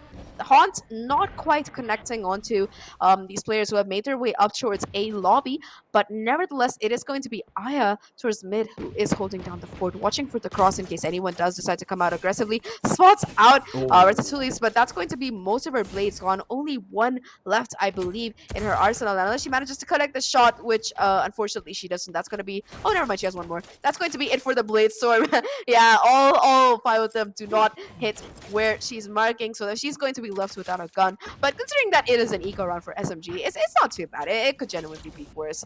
Now, either way though, the SMG players, they've made their way up towards A short as well as towards main. So we're looking at a dual push coming in. Hannah's just going to be falling back here, going in for a possible retake because they have that they do have that lockdown almost available from Ivory, as well as Trix doing her best to hold on to site here. The flash connects though, and Ratatouille is able to get the kill off the back of that. 4v4 right now. The null command being invested right now from Hannah is going to prevent utility from really coming through from any of these players. But you know, by the time they manage to regroup, it is still going to be Ratatouille with the Showstopper peeking out, not really connecting unfortunately, but the Pain Shells and the Showstopper are both doing quite a bit of damage in the process. Kohaibi finds 1. It's gonna come down to this 2v2. Kohaibi still holding strong in this corner. The crossfire is too good, and they pull together this thrifty win. Wow. What a round from SMG. I know. And it's all down to Trix when it shouldn't have been. Hannah going down as well. Perfect utility usage. And well, how did they manage to pull that out? I don't know, but SMG, a beautiful round win for them, instantly tipping the eco towards their favor. I mean, look, Rising Hope looked like a fortitude in that last round, but completely gone now, the advantage. And we're looking at 9-9 here.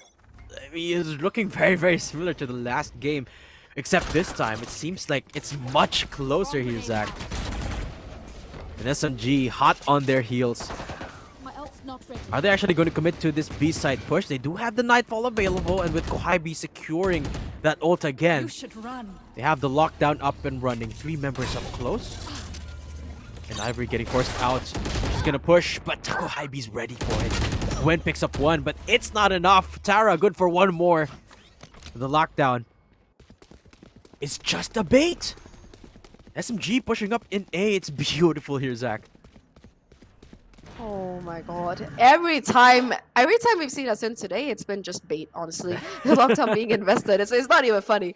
But yes, that apart, it is going to be the A site where the spike eventually goes down. A 2v4 retake right now, and the team Rising Hope, they have no idea where these players from SMG are going to be positioned, whether they're going to be on site, playing post plant off site. Sure, they've taken down Kohaibi, but there's still Yoki and Ratatouille to deal with. Tara also manages to hold on to the Nightfall, which is going to be a nice plus heading into the next next particular round, which is going to decide who will finally take the lead on this map. Right now, this round is looking more or less done and dusted. It's all up to just Trix, who is going to be caught by that beautiful one-way, and just like that, SMG bring things back 9-9. Now this round, Matt, this is what I'm really excited about, because both teams have their fullback kicking in. Both teams have ultimates available. It's just that Ivory has a lockdown in addition to that Nightfall from the Fade, and that might be the difference maker heading into this particular one. But looking at the scoreboard, Kohabi is on 27 kills. I was about to point it out.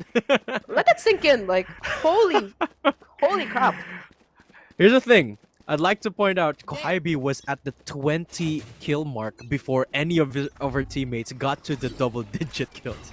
That's how much frags, how many frags Kohabi has been picking up this entire game. And it's really just single-handedly giving so much leeway for SMG. 9-9 now. And I have no words for just how well Kohabi has been performing, not just on the defense as well. But now is where things get all the more interesting. This is the most pivotal round that we've had in the last 18.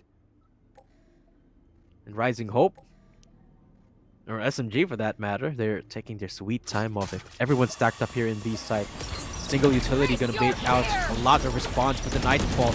Going to signal exactly what's about to happen. And look at the gravity well. It's perfect. It's not letting them get into sight where there's a couple of guns that they may not be wary of. They know that there's a couple of tracks there, but they still shut them down. SMG open up the site without losing any members. The Nightfall getting used as well, and this is looking like a flawless with Ivory going down. Now Trix has got something to say about it, but it's a little bit too late. She's only good for 2, and SMG pick up the advantage once more.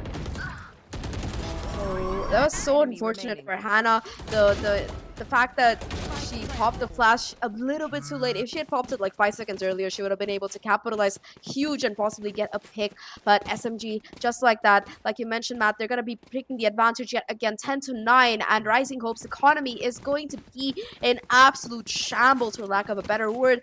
5 sheriffs across the board. That's all that they have to work with heading into this particular round. No Blade Storm available for Aya either. So it's looking like SMG are very likely going to be getting to 11 right now.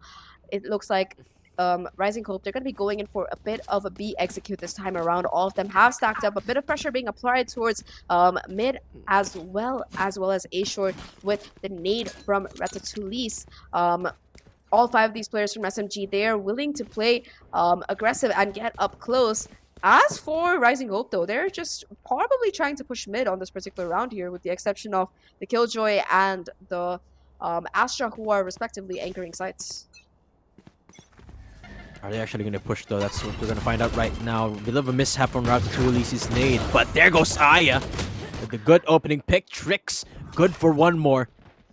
And suddenly, War of Attrition is tipped towards the favor of the guns, or rather of the side with less guns. Can they actually retrieve any of these guns? I believe they can, as long as they walk up right now. But SMG, okay, they've made their noise. They're making their move down into B side. They don't have any smokes, but they have all the guns that they need. 3v4. And that's gonna permit 1 upgrade onto the hands of Hannah. 45 seconds on the spike timer now activated, and well, the lockdown being available for Ivory means that this is actually a very, very doable round here for Rising Hope. Hannah picks up a trade, and Yoki swings out at the perfect timing to deny Ivory of the ult, and now it's all down to Hannah, the only gun in their arsenal. Uh-oh, but she's not looking at the right angle. She might get swung on by Tara. There goes the noise being made. Right-click Classic is going to be here. The Sheriff against the Classic. Oh But my look God. at the timing. Oh, Hannah with a beautiful shot, and Rising Hope. Are they going to be able to equalize here? The defuse? There's not enough time. What a fantastic effort from Hannah, but it's just not enough here, Zach. Oh. That's a heartbreaker right there. But honestly, I think it was Envious who was the last one left standing. Right? It was Tara. Tara, yeah. That was kudos to her, man. The fact that she was just running around the box, keeping, I believe it was Hannah on her toes, just buying so much time to prevent that spike from being diffused, swapping out guns, so much time just being bought by these players. Insane coming in from the side of both of these teams. And unfortunately for SMG, I'm sorry, for Rising Hope, the timer just wasn't on their side. Heading to this particular round, though, yet again, it seems like Rising Hope, they're going to be willing to get a little bit aggressive towards the mid, but Tara, she's going to peek out and get that first frag. Again, it is going to be the disadvantage for these players from the side of Rising Hope. However, though, while all of this is happening towards mid and B, A is where the actual push seems to be coming in. Tricks trades things out, gets Kawaii. That's a crucial pick right there, but the site has been lost in the process. However, though, the nice thing to note is that the lockdown is still available. Tara somehow winning out that battle is huge there. Enemies as well pushing into the ult. They will be able to take it down. It's all up to just one player, Tricks, in this 1v2 situation where all of the three players, in fact, are going to be playing towards short. Going to make things so difficult right now. First point of contact is going to be Ratatouille's, but it's not going to work out. And just like that, SMG, they find match points, only one away from taking us to map number 3. Wow. Rising Hope has completely lost the hold of this game. And look at their eco here, Zach. Can they even stretch us into overtime with a couple of Spectres? A Sheriff even on Tricks. I mean, Kohaibi, meanwhile, has got the ult up again. Surprise, surprise. How many times has it been that we've seen Kohaibi's lockdown? Not even sure. And she's approaching the 30 kill mark at this point. Rising Hope timeout coming out right now and makes you wonder just what strat they're going to pull out this late into the game.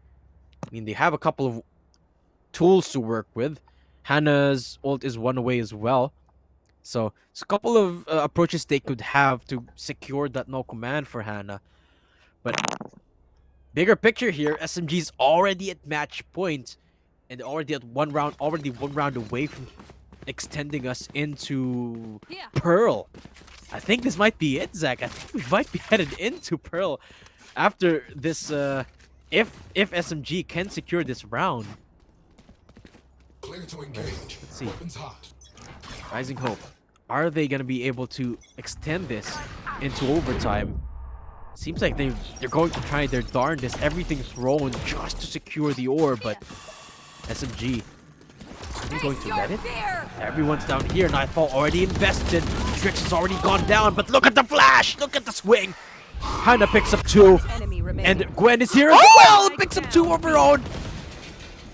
And this is without even investing any of their ults. Envy is the last woman standing now for SMG. She knows exactly where Ivory is at. And Ivory good on the headshots. 11 or 10 to 12. RH buy themselves a little bit more breathing room. What a round coming in towards main, and I think that Hannah and Gwen in particular deserve so much credit to be, despite losing that first player, they still managed to hold on, and with that Spectre, Hannah just rushing in off the back of the flash, finding 2 kills somehow is phenomenal gameplay coming in, and off the back of that, they are going to be able to buy back in. There is going to be 1 Bulldog on Hannah, but everybody else, it will be having rifles for this particular round.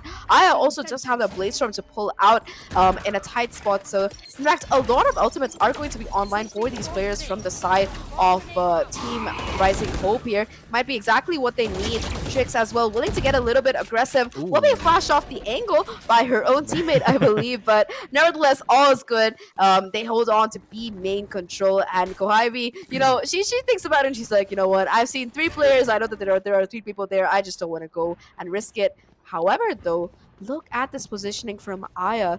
She is going to be hearing Kohibi spots her out, in fact, and unfortunately the alarm bot does go down, but she does have a smoke to possibly smoke it off and Updraft to get on top instead. That might be exactly what needed, but that null command is perfect right now. It's going to shut down this and completely let them think. Tara, though, with the lineup almost managing to connect those 2 shots is going to be huge. The trades are quick. It's going to come down to a 2v2 right now. Make that a 1v2. It's all down to just Hannah, but Tara says, no, it's not going to be happening. 4 kills on the round for her. And SMG take a cent. We're going to be heading to the decider map number 3, ladies and gentlemen, which is going to be Pearl. What a game, though. Oh my god, both of these teams, they don't want to give up an inch. Yeah, huge performance from Tara to extend us into game number 3. They do not want to go down to the lower bracket yet in SMG. They're taking us to Pearl. Here's Zach, the second time we're going to be seeing Pearl because they've had Pearl over at the other broadcast, but still as stoked as I can be to be seeing that. But let's talk about that game before we head off into the third one. 13-10, it's still as close as it could be. There was looming threat of the overtime for Rising Hope, but Tara decides, nope, we're going to end it right here, and we're going into Pearl. But I feel like a lot of that, or rather a lot of those rounds were still dictated by the same factors that we saw in game number 1. This time only that it was different players popping off from the side of SMG, contrary to the last game where it was the duelist. This time it was Kohibi on that Killjoy. Did she actually hit the 30 kill mark? We're about to find out in a bit, but she was the absolute headache there for Rising Hope that constantly kept coming back and biting them in the back, seemingly. Yeah, Kohibi was just a menace on the defensive half towards that B side. She single-handedly managed to lock it down. Multiple 4Ks to her name. Let's take a look at the highlights to see how exactly which players, like you mentioned, Matt, did pop off today for both of these teams, because you know, SMG might have won it, but Rising Hope made it close. And yet again, we're going to be starting off with a Kohibi highlight reel, which is basically what this entire map turned out to be after some point. Getting to already pristine headshots coming in. It's going to be Aya as well on the scoreboard with the Blaze Storm. I believe that this was one of the 4Ks that she got. Both of these teams did have players with their pop-off moments, but I think that towards their second half on the attack, Artatulis as well as Envious both managed to finally show up along with Kohibi, and that really made this victory for SMG possible. And again, look at this nasty play from Kohibi. 4 on the round. And again, she does the same thing again in the next one as well. That's just insane. Yeah, let's take a look at that one more time here. 2 in a row. And just like that, it looks so easy watching it again when she does it. But yeah, SMG, this time it was enough. The pop-off, it was enough to pivot the entire team back into the game. And this was one of the defining moments of the game as well, when Trix was able to shut down that round before the detain comes through, and really just goes to show that this is such a close matchup between these two teams. Tara, though, deciding that this is going to be the end of the game, the same way that SMG has been fighting for their life this entire series, with a pop-off moment. And in Pearl, I wonder if that's going to be enough, though, against Rising Hope. I mean, sure, in this map it was, but in Pearl, it's sort of uncharted territory, right, for both of these squads. So I'm getting comfortable, Zach, because we can see everything or anything in Pearl. That is the case, but before we move on to map number 3, the decider for today, let's take a look at the scoreboard to see if Kohibi did indeed hit that 30 bomb today, because I really want to know. And the answer to that is yes, she has exactly 30 kills to her name, 5 first bloods, and 361 ACS. What even happened today? Aya was there on the opposite side, doing her best to be a counterweight for her team, 6 first bloods as well, doing the job, everything you expect from your jet, basically. And in all, I think SMG, they just proved to be, I think that a lot of the players did wake up. Tara, Yoki, and Envious all went huge in particular. Ratatouille, yet again, she did her job of creating space as that race, so that is going to be a plus, even if she doesn't show up quite high on that scoreboard. But, you know, I think this game,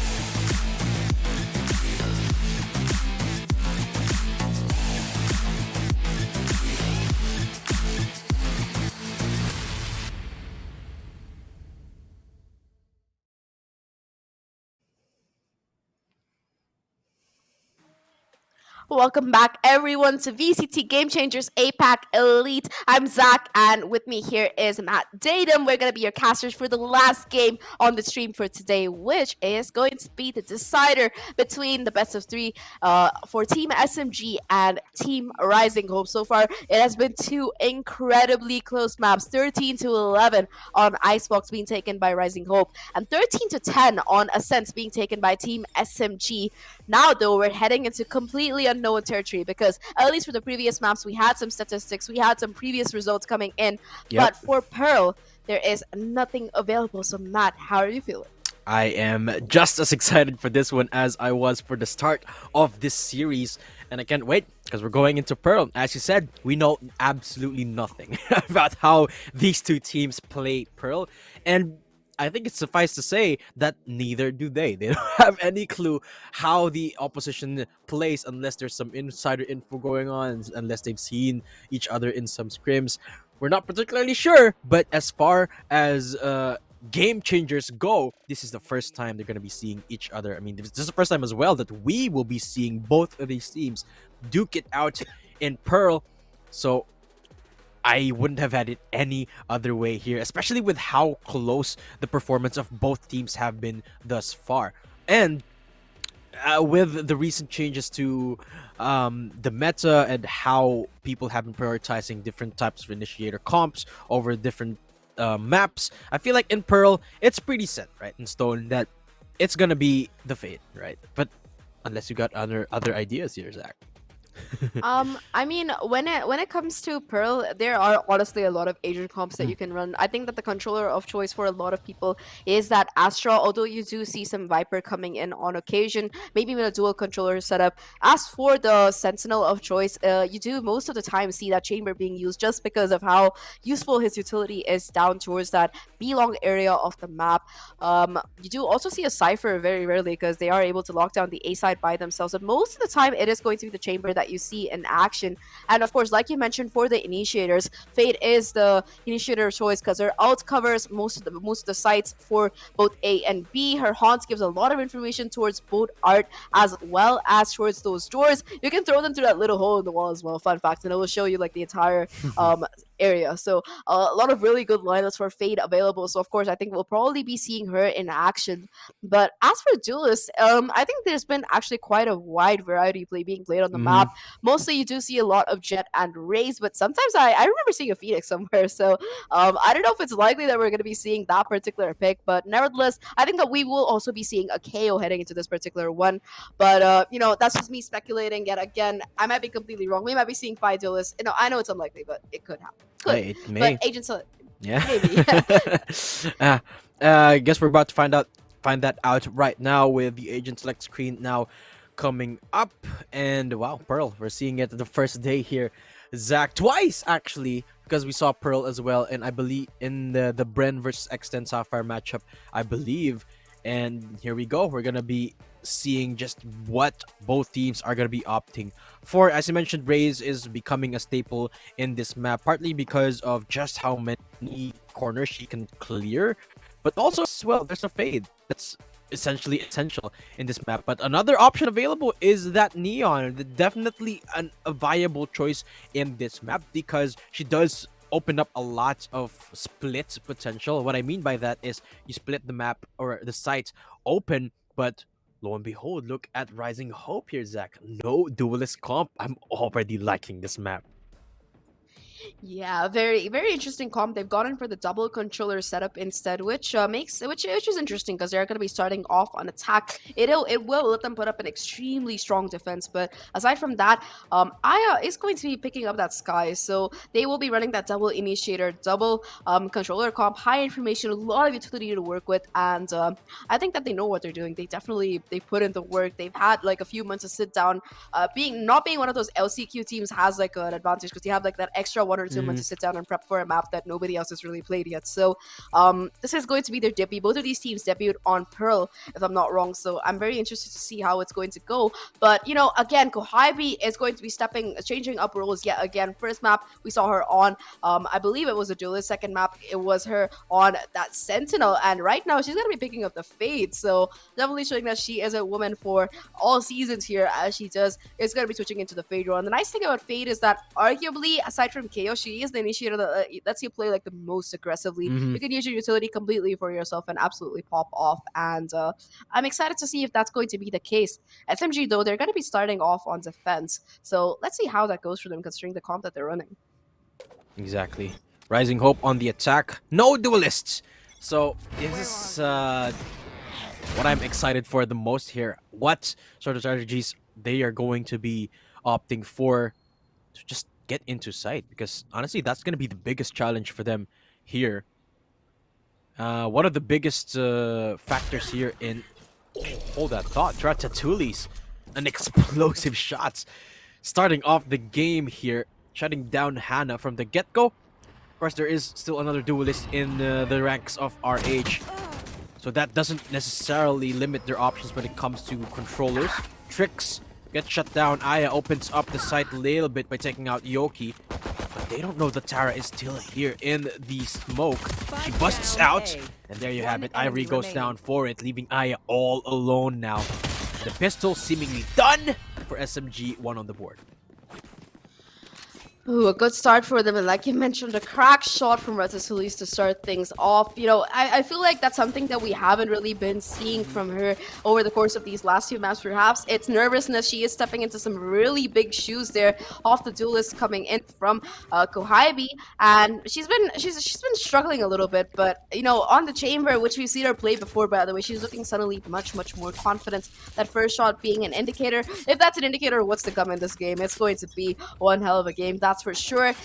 Because they didn't get the plant Rising Hope, they're not going to be opting in for a buy either. It's just going to be pistols across the board. The Haunt will immediately be shut down, but we'll give up information to Kohibi as to the fact that there are players coming in towards this A main area.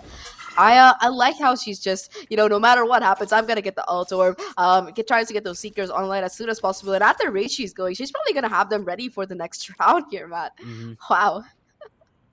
Couple of kills, maybe if she falls down, have the Seekers once more. But again, this tempo is kind of expected, for me at least, because of just how the composition works for Rising Hope. Pump out that utility first before going in for the peak, but nope, they're just gonna dry peek instead with 3 people. There comes one flash, but doesn't really flash out Yoki, so you're gonna have to back off from mid here. Look at the utility use, spotting out all of these 3 people as Ratatouille picks up Hannah from B long. But look at just the composure from these 3 members. They're still wanting to push down Art, and look at the opening pick from Ivory.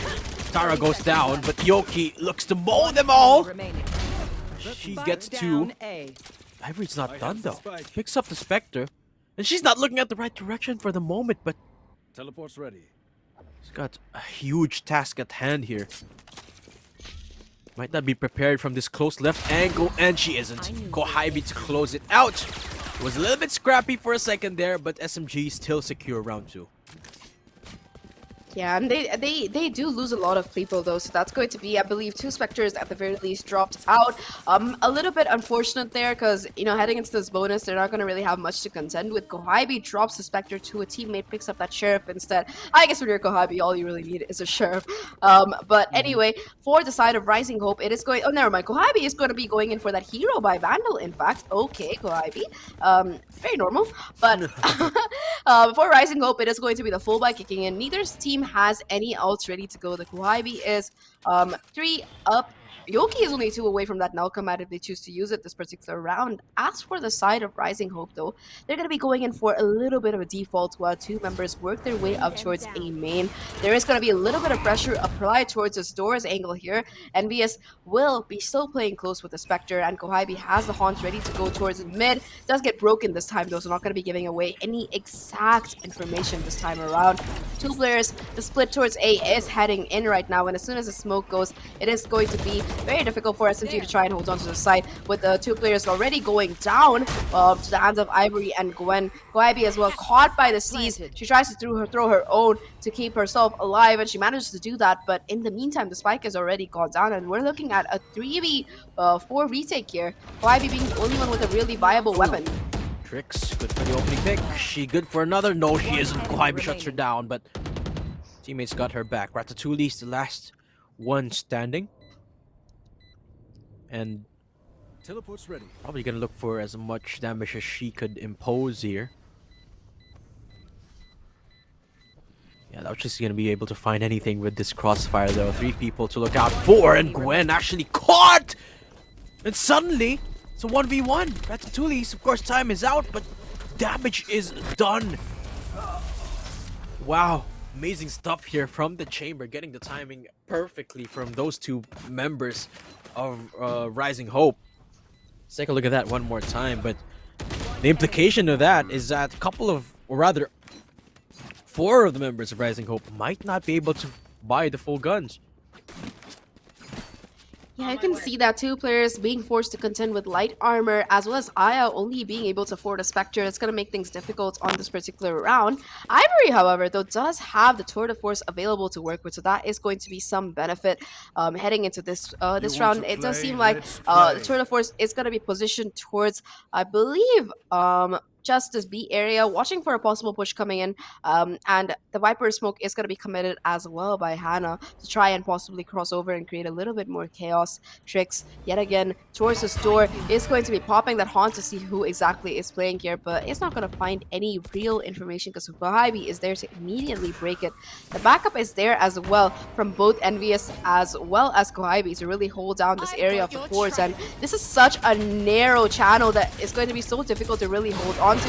Envious gets spotted out, the first area of contact, all the utility in the world being dumped at these players right now, and it's a bloodbath here towards the doors. How to find one, but that's gonna be it. It's all up to just Ivory here with nothing but the Tour de Force to work with, and she is going to be playing towards this B area instead, walking her way up, might have a possible flank available, but I think at some point they're gonna expect her timing here. Is at this juncture, it's all about how much more damage she can really do. How much can she really clutch out here? Envious will be the first obstacle to deal with. 30 seconds The left. Tour de Force will be peeked into, but the shot goes wide, and Envious with a 4K on the round will get SMG their third. Yeah. Look at that one more time. Envious going absolutely massive there with the perfect concuss. Really all the setup that they needed there. That's the power of the Neon right there.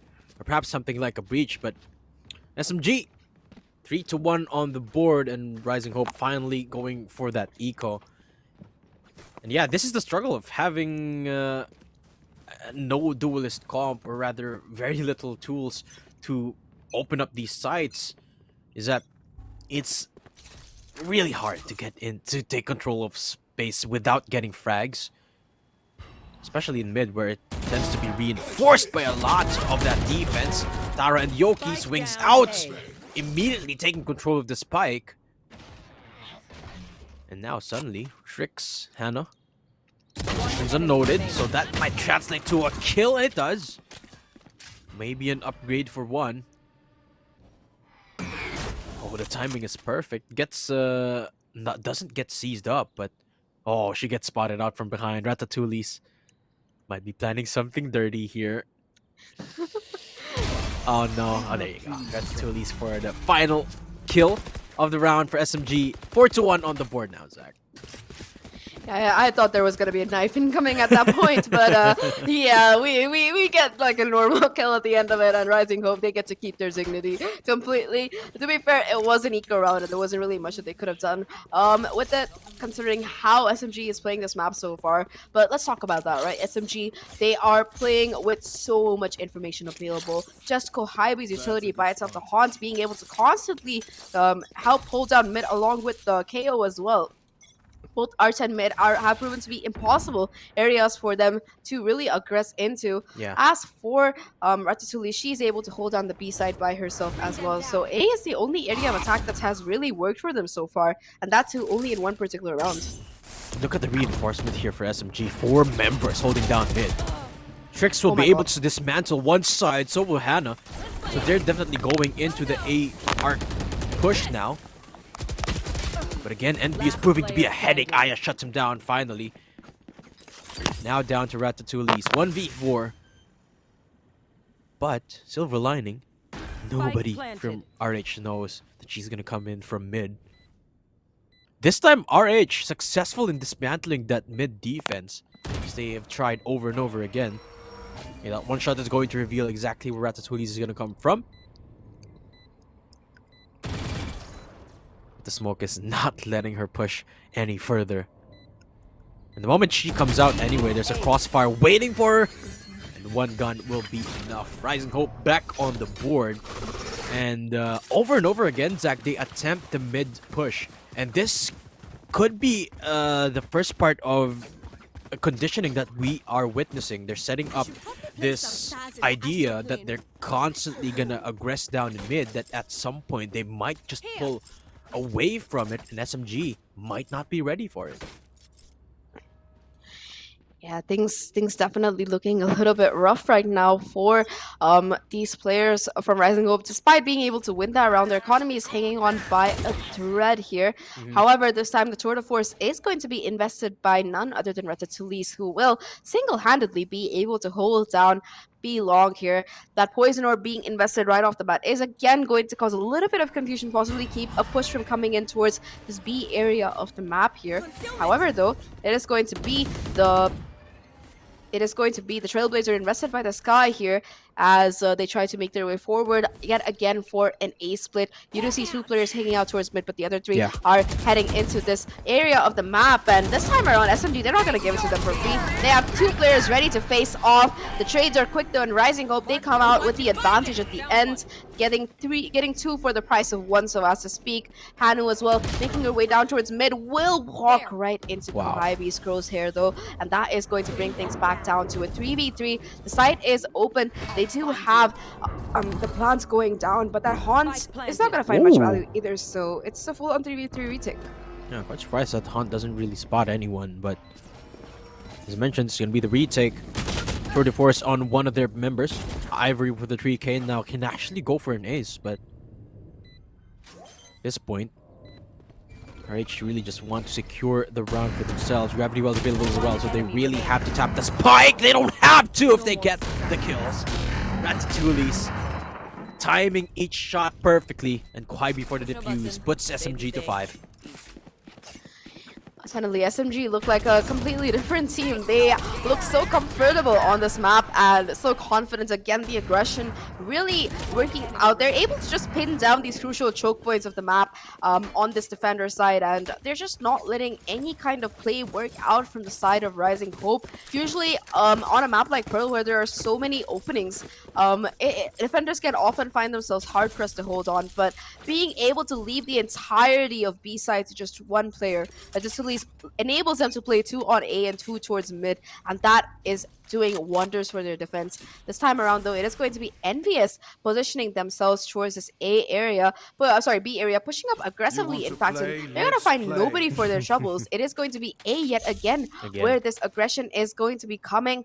Yet again, it's the the A split, where two players are going to be putting in some pressure towards mid and then going for a possible split execute here. But again, the flank coming in right now from Ratatouille as well as from Envious might be finding tremendous value. Null Command being invested as well by Yoki as they try to make their way into the push, but Trix will be the first victim of taking too long. Hanu just lying in wait, will be able to trade it out, goes for a little bit of trigger discipline, and is able to connect both shots before Kohabi finally takes her down.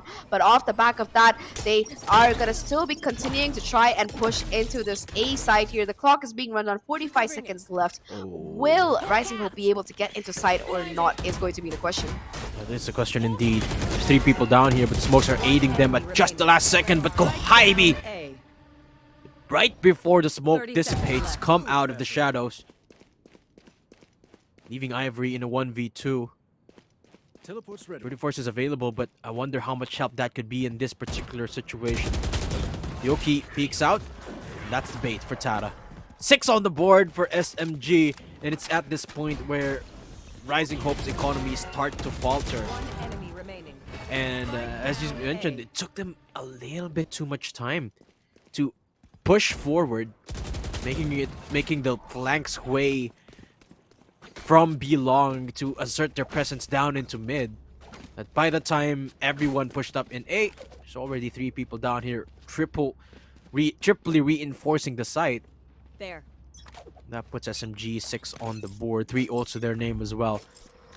And unfortunately for RH, only the Sheriffs this time. Envious becoming proactive in mid. That's Yoki as well. I believe that was the spam on, well, the next kill. One enemy remaining. This is Spike looking for the flawless now. Ivory gets the timing off, but not really the headshot as Envious still ready. But Ivory shuts her down. Okay, Yoki. At least they denied the flawless. That was what that kill was about. They denied the flawless.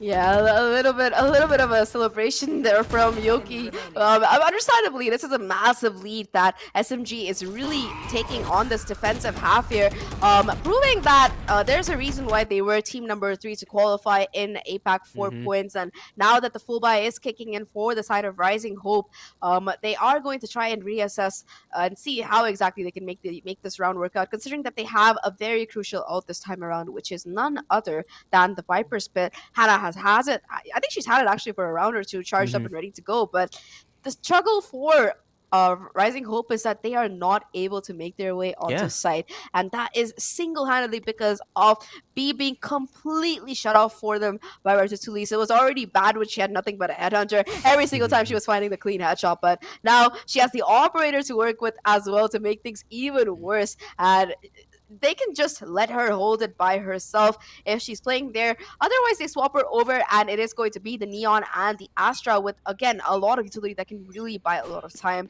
Mid as well is not working in for them because a double initiator combo, both the KO and the Fade playing towards there. Again, so much information, so much denial utility available. The flashes, as well as the C's and the Prowlers, just completely stopping Rising Hope in their tracks as they try to go forward, and that leaves only A open. But after losing 2 rounds, it seems like SMG, they're going to be buffing up that site as well, with the rotation ready to immediately come in. So I don't know. I feel a little concerned for Rising Hope at this point. They did take a break. A pause, and this time around they're gonna be focusing on getting control of Art instead. Kohaibi will be able to break that Trailblazer, getting spotted in the process, but only she is going to be seen by these players. We'll be using I believe it was a Prowler to stuff things out, but isn't going to really find anything. The Haunt as well will be immediately broken. The Knife, though, won't be, because that was just a distraction. Off the back of that, it is going to be the Nightfall invested to try and possibly prevent this push coming in and buy as much time as possible. Look at B, Aya, though, gets first blood. Yeah. Look at B. They used the wall to deny the trademark, and that got them the kill on Ratatouille. Very, very creative stuff here from the RH squad. And again, the conditioning. They've consistently hit mid and A simultaneously. This time, the B hit wasn't expected by SMG. And now look. 30 seconds left. It's beginning to look like a flawless here. Tara, the last one standing. First hurdle on the way is Aya. And she's not getting a proper angle, but still gets the kill. Aya, good for another. Ooh. Hold up. This is looking terrifying here. 1v3, of course, and very little time to her name, but Tara, the right angles, and there you go. Ivory will be shutting her down, and RH back on the board, 3-7, and again, the conditioning that they've put up against SMG is that they've made SMG think they're always going to go for mid and A side push, that when they pull the B trigger, SMG won't be expecting it. But now that that card has been drawn, they can't really do that anymore. Yeah, I like the use of that Viper wall to really just walk onto B side completely unhindered. All the pressure that they've been putting towards mid did pull Ratatouille's over, and she was just left unguarded once that trademark was out of action. A beautiful round coming in from Rising Hope, and they are going to be able to afford their buy yet again, despite losing two players, because they did end up winning the round. So Mhm. that's great coming in for them. This time around, yet again, a very slow push coming in from the side of Rising Hope here, who are again exerting this constant mid pressure that really, forces the players from SMG to play two or three towards the mid area. Again, the Viper wall is committed, but this time around, Ratatouille is once bitten, twice shy. She's not going to be moving off the angle until the rest of the team calls her in, because she is going to be anchoring the B side no matter what. Oh. However, though, the 1v1 gets isolated, and that is going to be first blood falling for the side of SMG. However, though, in the process, they might have lost that B side, because look at this position from Hannah, be able to push forward, get that first kill, sees another player, and she's like, you know what? Nope, we got the advantage. I'm out of here. Yep. Let's just hold on and possibly try to get the spike down. And we're looking at a 3-4 retake here. Yeah. Finally, Spike planted. Rising Hope has found his sight once more as they use the Viper Spit to anchor it down to themselves. They have an up as well for good measure. And just in case things get dicey, they can go for the Cosmic Divide as well. So this is looking like a secure and comfortable round for Rising Hope, which is why SMG just backing off, looking for the exits at this point. Looking to cut off anyone to traverse down mid for safety from the spike explosion. But yeah, 4-7, Rising Hope minimizing their losses, actually looking to close the gap now as they start breaking back of SMG. I mean, of course, they can't get the advantage anymore going into the second half, but certainly making good progress. Last round in the half. Yes, and like you mentioned, the main reason why I think the three of those players decided to save was because they have no money in the bank left. They have to hold on to those rifles. They had full armor as well, and that's going to enable them to buy up at least utility. There's going to be no money either for Ratatouille to get that operator back online, so it's going to be much more difficult for her to anchor that B side by herself this time around. As for the side of Rising Hope, though, they do still have that Cosmic Divide that they managed to hold on to for quite a few rounds. SMG has their own as well as NVS's overdrive ability that she's had for like the last 6 rounds, if I'm not wrong. So not really found the right opportunity to use it. That's going to make things a little bit more difficult for the side of SMG, who are right now they've lost the momentum completely. Aya again peeking out, NVS getting aggressive, and I think off the back of that, I think the side of Rising Hope, they're going to be happy to back off of this A side and possibly regroup instead. Already, though, you see 3 players taking arch control, and this if anybody decides to peek at this instant, it's going to be very difficult for them. Well, this time they take control of Art a little bit easier than they've had in the past couple of rounds. But again, it's the mid aggression, this time all in. All players reinforcing that mid side. Might not be the easiest of things to push, but Trix is pressing on. The flashes are coming out, the hunt is there, and the peak is just a little bit overzealous. Thankfully, the teammates are going to be there to trade them out. One apiece for Gwen and Hannah. But SMG 30 seconds. denying complete site control as Envious shuts down the spike planter. Down to Aya. 1v2 and Envious is enough.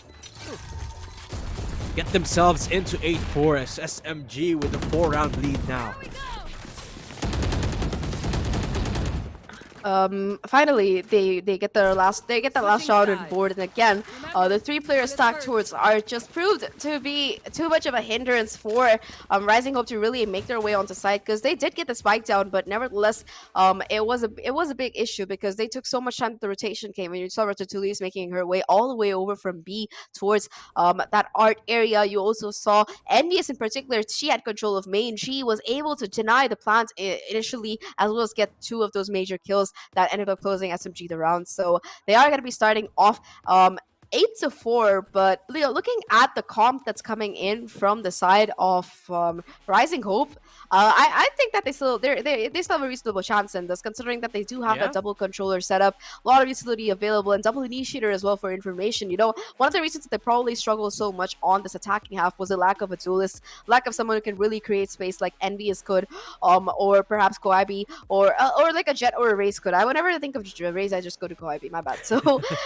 yeah. So it's something that they struggled with a lot in that first half, but now that they switched sides, perhaps it's going to be where they really excel and shine. Yeah, exactly. I feel like they really lack that utility to slice open these sites, or not just these sites, these angles that they want to attack through, particularly in mid. Because while they have that sky for a little bit of an aggression, I feel like a little bit more could have perhaps made it easier for them to get into or secure more rounds onto the attacking side. A couple of flashes certainly wouldn't hurt. That's why we see a lot of Phoenix go into this map, and maybe even a KO for that matter would certainly help them. But as I like that you pointed out that they at least they got themselves to this point, right? They got themselves to the 4-8 scoreline, and going into the second half, that certainly is going to be enough if they have a stellar performance on the defense here, which is essentially where their composition is geared for anyway.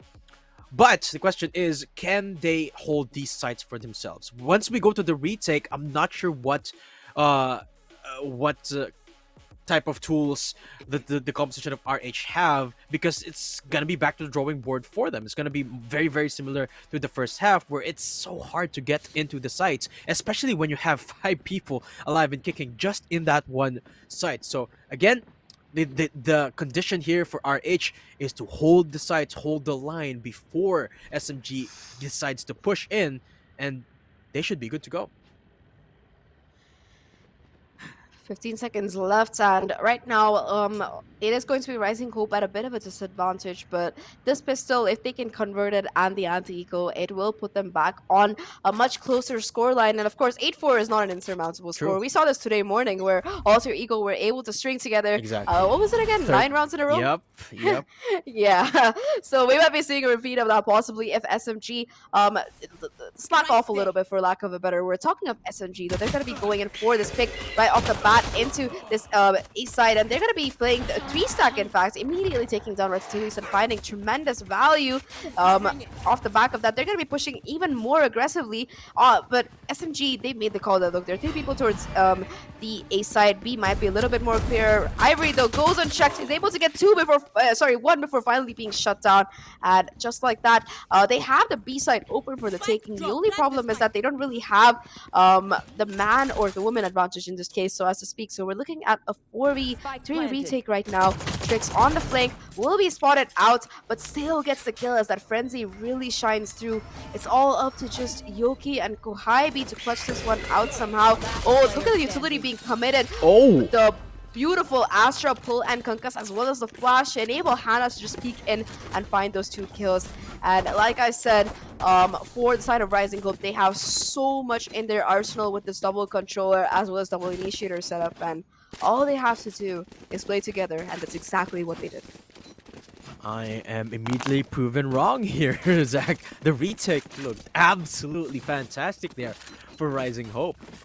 Securing them that pistol is the first step, of course, but that's a beautiful start for the second half for them. Of course, it's still an unsurmountable task for 3 rounds behind, so still have a big task ahead of them, but certainly gonna make it a little bit doable, a little bit more doable now at least. But look at SMG. They're seemingly doing a lot of the same strategy that RH opted for on the attacking squad, which is a little bit curious. And they have 4 people down in mid. Might not exactly be what Rising Hope is expecting. One flash comes out, it gives a little bit of information, but the moment they peek, it's gonna be particularly dangerous for both Gwen and Trix. They love doing this, by the way. Double peek from Hannah and Trix, as it nets them 2 kills so far. The Sheriff connecting from Tara for Hannah, but 1 enemy remaining. it's only a 1v3. Spike down A. Yoki with just a frenzy, and she goes down. Gwen for the 3k. And not the cleanest of anti-ecos, but RH nonetheless secured their 6th. Yeah, this bonus is gonna be interesting for them because I think that they lost out on one Spectre. The other player had a sheriff to their name, not really that much of a loss. So it's not too bad. They will be. I think we will be seeing Ivory picking up a Marshall. In fact, for this particular round, Gwen continuing to keep the sheriff and drops the Spectre to Aya. I think so. That is going to make this round interesting, especially considering that SMG they're going to be having their full buy. Seeing that's the case, they are going to be booking it towards this B side, and Ivory is going to be the first obstacle. The Prowler not able to find much value, although the peak does here. Ivory making your way towards this backside again, like you mentioned, Matt. This neon wall proving so integral to try and make their way onto side, and just like that, SMG, all 5 players, they made their win. We're looking at a 5-on-5 retake right now. Yeah. And remember, the firepower is at the advantage of SMG, but Ivory picks up Kohaibi. Great start already. No, I don't think there are any smokes available anymore, especially with how far forward Tara is. There you go, she goes down. Envious peeks out for the trade, but Trix good on the headshot, and suddenly this round is turned around. Yoki's 1 HP, so she will go down in the end. It's all down to Ratatouille's. So many angles, and she picks up 3. Trix is sticking. Diffuse is done, and that's it. They secure the bonus. 7-8 now. Oh, the audacity, for lack of a better word, coming in from Trix there, who's like, you know what, you guys just buy me a little bit of time, it's okay if you die, and they convert the bonus as well, even managing to pick up the upgrade in the process. A beautiful round coming in from Rising Hope, and just like that, SMG, they're looking at an equalizer here, 8-8, because that was their full buy. They're gonna have nothing really left in the bank for this particular round. No ultimates to work with either, no tour de force for the Tulis. On the other hand, though, both the Viper Spit as well as, I believe, Fall is going to be available for the side of Team Rising Hope. So they have a lot that's really going for them right now. Sure, the trademark has been broken, but there are still going to be 2 players watching this particular angle, ready to hold down the fort if necessary. So after causing that little bit of ruckus towards doors, it seems like Art is going to be the area of interest for all 5 of these players from SMG, who are just gearing up and getting ready for the execute. A lot of utility being dumped, but that single flash as well as that Astra pull is going to completely deter the push coming through. The ult is invested, the Nightfall, and off the back of that, Trix is able to find 2 before finally being shut down. However, 2 more players fell to the sheriffs coming in from SMG, and suddenly this round is looking like a much more doable task, especially considering that both Tara and Kohaibi, they managed to pick up those upgrades. Yeah, exactly. All of them has got guns now. Ratatouille is, of course, just a Spectre, but it's still 3v2. And they're all in A main. Every angle accounted for. Oh, it's laid out for them. Viper Spit is available, but all it takes is a spam. Ivory, good for 1. Hannah picks up 2! And how? How did you win that round?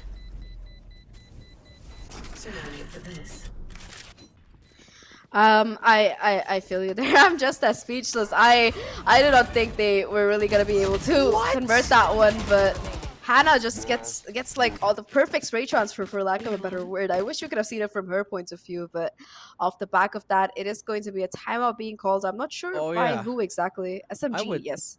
I would time out too. After that, because there was... Oh, Rising Hope had no business winning that round. It was already an amazing start for SMG. They got all the upgrades that they needed, and they've got as good of a position as they could have. And they still unable to pull through. That was their Thrifty, got stolen away. That's gotta sting, Zach. Yeah, you can see the frustration coming in on some of these players. As I think during this time, what they can really consider is how to make this attack work out, because they're facing the same problem that Rising Hope did during their attacking round. Even though they have the advantage of Envious as a duelist, though I mean the Neo doesn't really have the same kind of space creating utility as, let's say, a Jet or a Raze does. But on this particular map, she brings so much value. Like you saw just during the course of that first pistol. the problem for the side of SMG is that Rising Hope are happy to play for the retake, and every time they've gone for it, they've managed to succeed in taking the site back, with the exception of that one bonus, including that bonus round. Actually, I'm sorry, they managed to win 4 rounds in a row so far, and they are just looking absolutely insane heading to this. Sure, it's been pretty close, but nevertheless, it's been making matters very difficult right now. Right off the bat, though, it is going to be Ratatouille who goes up aggressively with the tour de force, but immediately Ivory instead is able to find the headshot and the punish right now. What's the point of having an operator if you're just going to be headshot like that? Is going to be the question that's possibly running into Ratatouille's mind there. Envious, though, is able to at least trade things out, tries to go into the site, but Trix is still available for the taking. Kohaibi finds one. There's a lot of damage in the process, but is still going to let Trix stay alive. The spike tap is faked, but Trix has too much discipline to fall for it. No HP left on her either, so they're just going to be possibly waiting for the team to regroup before the spike actually goes down, considering that the utility available for these players is still absolutely insane. You can't really afford to let it slip by, and it seems like Tara might be considering going through spawn, in fact, towards the east side, but the read is already there from Hannah, because look at her position. She's going to be watching that angle for the flank. RH is just taking these rounds one by one. And this round looking no different from the past, 30 seconds left. what, 4 rounds that they've won consecutively? And Katara, 1v3. I mean, she does have the Cosmic Divide, but what else does she have? All alone. I mean, at least she will be able to get the spike down. Spike planted. Sound Q is there, immediately calling upon the rotate from all of the remaining members of RH. There's only one place she can go here, and that haunt confirms of her position. Gravity Well is the only bit of utility that she has apart from the Cosmic Divide, and I doubt she'll be using that anytime soon. She's gonna want to go for the spam here, and she's not even connecting so far! But she got 2 from the get-go! 3 bullets left! And suddenly it's a one-on-one affair. Will she win this? No, she won't. Hannah still secures the round. That's the 5th in a row for RH.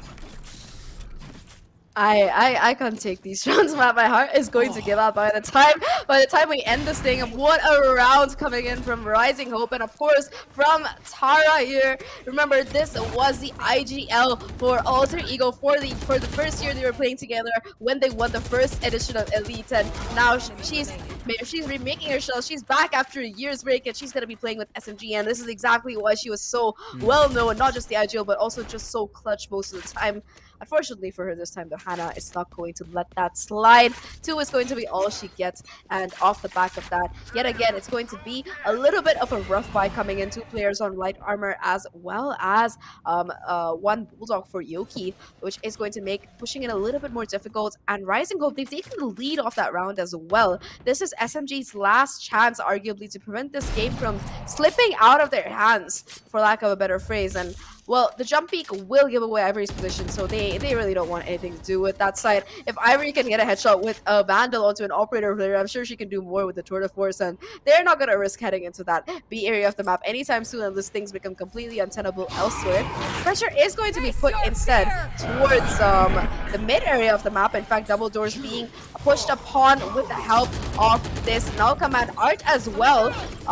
It is going to be Envious leading the charge with the help of this neon wall here. Gwen still on site though, going unchecked in fact by this wall. Oh my god, that's such a pivotal position. Gets 1, but Tara is going to be there for the trade. Yoki already in the spawn, able to find Ivory as well. Not just like that, SMG, they manage to stabilize, they bring things back, and we're looking at a 4v2 retake for the side of Rising Hope. Down to Trix and Aya now. Fair bit of utility left, but Aya goes down. Go Hype to close it out. And SMG, they're not done. They're not letting frustration settle in. And they equalize once more. But is the eco gonna be there for Rising Hope? I mean, sure, they've won rounds on top of rounds, but it's been very close up to this point. Look, they're going for the eco here, Zach. And SMG, despite losing the past 5 rounds, they can still raise Rising Hope to the double digits. This game cannot get any closer here, Zach. And for some way, somehow, SMG still comes out on top like this? You've got to be kidding me. Ivory gets the TP out for now. There's a lot of noise being made down in B long. Cosmic Divide is already used up as well, but it's a bait and a half here. SMG, the spike is in a sight. I mean, Envious at this point looking for as many frags as she could get to clear the way for the plan to make its way into A site. Ratatouille's is walking into a free A site. And Rising Hope don't know any better. Plant now coming in. And even though Envious goes down, Waibi trades him out. Ivory picks up a trade, but Spike is already in its way in A site. They don't have any ults to work with, which is why they direly need this position. So SMG, it's a 3-man versus a 4-man up SMG. 2 guns to their hands. Nightfall comes out. Ratatouille ekes out away from it. Trix not ready for the swing, and suddenly SMG shuts down those guns. Gravity Well comes out, diffuse. Oh, there comes the lineup. Vulnerable, and Gwen shuts Ratatouille for the trade, but it's all too puny, too late. SMG 10-9, but they're still so close there, Zach. 3 people fell down. Yeah, it was such a beautiful fake coming in, and you know, despite the players from the side of Rising Hope being able to retrieve those 2 guns, it was just a little bit too late. They do manage to take down 3 of the SMG players, I believe, so it's gonna put at least a little bit of a dent in the economy, though they are still gonna be able to buy up. But for Rising Hope, they've lost the lead that they fought so hard to gain, and I think that this game has the definite possibility of heading into overtime the way it's going. Looking at the ults available, Gwen does have her own Cosmic Divide ready to go. The flash is pristine, but the trades are even better as Tara finds 2 somehow. 3 players already down for Rising Hope, and now the attackers are just running it down through towards the spawn. Gwen, though, onto the site, onto art area, is going to be able to find those 2 picks, and that is immediately going to make things so much better right now for the side of SMG as well as Rising Hope. There's only 1 player left for either side, Ratatouille, to clutch out a 1v1, and this is the moment where the burden falls onto her shoulders. She is the newest joinee for SMG, a team with a history that's been around for the last year or 2, and she will have to prove her worth, prove her weight here to try and clutch this one out. In a bit of a rough position, is going to possibly aggress towards spawn and play upstairs, but I don't know how Gwen is going to deal with this. Does have the Cosmic Divide as well as 2 Smoke Orbs, but I don't think Gwen is going to even check up here. If she's not careful, it might just be 11 for SMG, but no, she's aware. She's on the lurk, she's going around, but Ratatouille is well ready for the swing, and just like that, SMG, they bring things back. They find 11, and they're very close to taking this to match point and series point. Another scrappy round. Another scrappy round here. All over the place, the frags. Gwen starting it off beautifully, but then answered back, 1 enemy remaining. leaving Ratatouille and Gwen at a 1v1. Still almost anyone's game there. And SMG at the cusp of match point. Rising Hope, do they have enough bank? No, they don't. Timeout is here just to scour the playbook, think of what they can pull out in this last round with the Cosmic Divide. But it's still as close as can be. Still anyone's game at this point, despite the scores favoring SMG at this current moment. And look at the IGL there. Look at the Stratmaker tricks. Just thinking of what they could do to perhaps extend us into a longer game. Oh, Zach, I'm losing my mind of this matchup. This is a matchup worthy of the finals. And it's just day 1!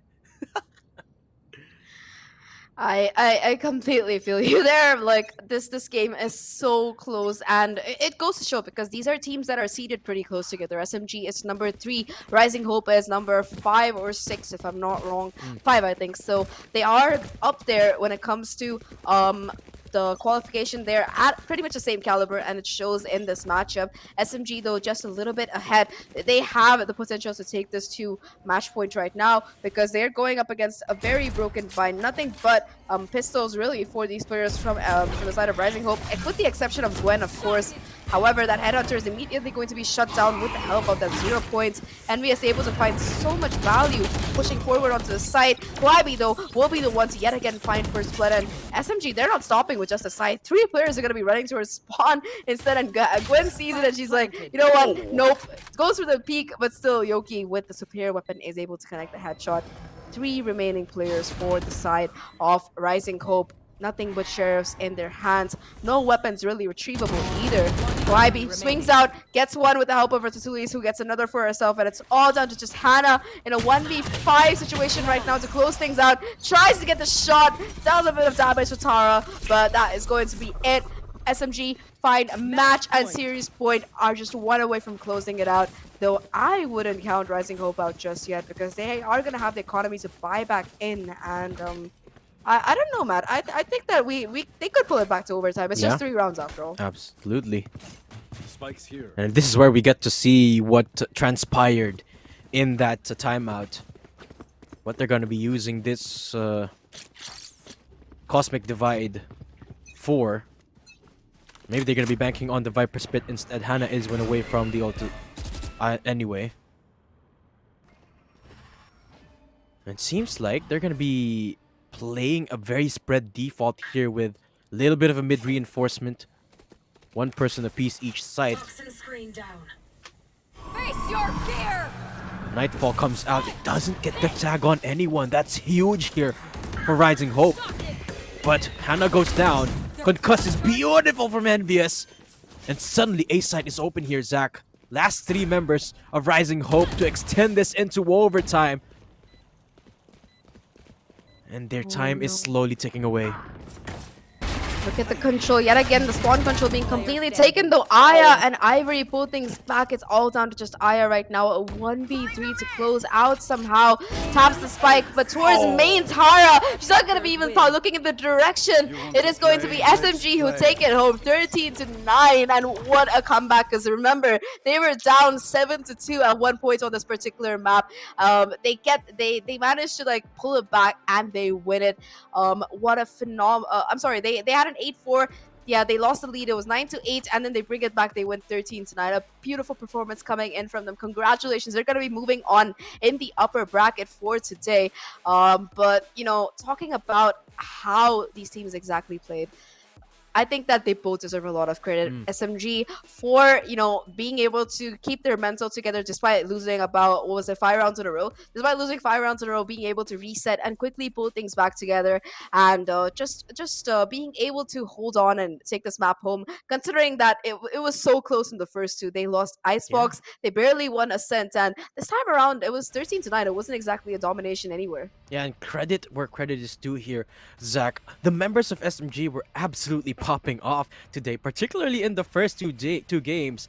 It's very hard to imagine just how much work was put in by Rising Hope just to shut down these players, just to keep them at bay in the whole series. I mean, take note that in game number 2, there was a absolutely fragging Killjoy on the other side of the map, but Rising Hope still was able to keep it close and almost actually secure the win in that game number 2. And then in game number 3, well, Pearl is just an X factor, but even so, it was so close between these two teams. You could absolutely see the amount of prep that came into this matchup for Rising Hope in particular.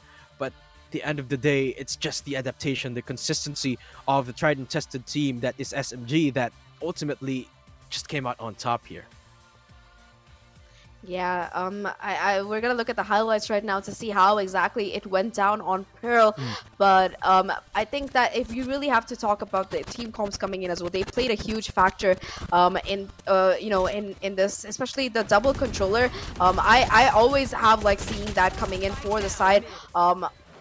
For this particular map, I'm sorry. So it's just nice to see the value that it can provide, and of course, just the retakes, the setups that Rising Hope had planned. If they went in for their usual plan, which sold off these 5-on-5 retakes, it might have been more successful, I believe, because they have just a lot of utility to really be able to work with. And of course, this beautiful 2v3 clutch coming in from Hannah as well as Ivory. It was a round that really got got the lead, I suppose, for the side of Rising Hope. But, you know, for SMG to be able to recalibrate, to be able to almost clutch this one out, for example, Taratio Otara went huge there, and just to come back from the brink, 9-8 to 13-9, huge of them. Yeah. And this time, though, I was criticizing SMG a lot for their sort of almost dependence on their members to pop off. This time, that didn't necessarily happen because they were playing together as a unit. They didn't need that one player to pop off because every single one of their players were contributing to the team as much as each other were. And I feel like that ultimately was that ultimately, I guess, dominoed, if that even makes sense, into their victory here. But let's take a look at the scoreboard. Which player in particular had the highest or is the MVP of this particular matchup? And it is going to be Ratatouille's, of course, with a combat score of 253, 22 kills on the belt. It's not that far off between Ratatouille's and Ivory, who, by the way, has 301 ACS. Yeah, the match MVP is going to be Chambers. both the Chambers, but Ivory just is a little bit better off. 5 first splits to her name as well is going to be a huge credit. And Ratatouille, as you know, we've been talking about how her performance was less than ideal in the last 2 maps, but on the Chamber, it looks like she finally found her home. And again, she was the reason why SMG were able to put up such a dominant defensive half, single-handedly being able to lock down that B side and just letting Kohibi and Yuki shut down mid by themselves. A phenomenal balanced game coming in, as you can see. 11 first splits both sides, and as for the post plans, SMG, they just win out one more. And again, this is a testament to how back and forth this game was. Like, the scoreboard doesn't exactly do justice to it, in my opinion, but it was just such a banger of a match. And this entire series, honestly, that it could be said for that, because despite SMG being down, they were able to bring it back multiple times and take it forward. And yeah, looking at the MVP, it is going to be Ratatouille, the newest joining for SMG, finally finding her ground and putting up quite a show, sealing away the MVP from Kohibi. This is a new look, because I don't think I've ever seen SMG without Kohibi as the MVP. Maybe once I saw NBS, but most of the time it's been Kohibi. Yeah, so this is unique. Yeah, it's nice to see other members of the team stepping up to the plate, right, and performing when it matters. Of course, it's not the end of the road here for Rising Hope. They still are going to be bumped down into the lower bracket. SMG is going to be continuing their run in the upper bracket, and I believe we are ready here with the interview, and we are having Trix from Rising Hope. Hello, Hi. Trix. How are you feeling? Pretty good still. Yeah. There was a point in Pearl where wait, first off, let me ask you: did you expect this series to go into game number 3? I didn't. I mean, sure, yes. I actually expected them to close out the first map, honestly speaking. So it kind of flipped in my head. I wasn't expecting that we would get Icebox and then we would lose Ascent.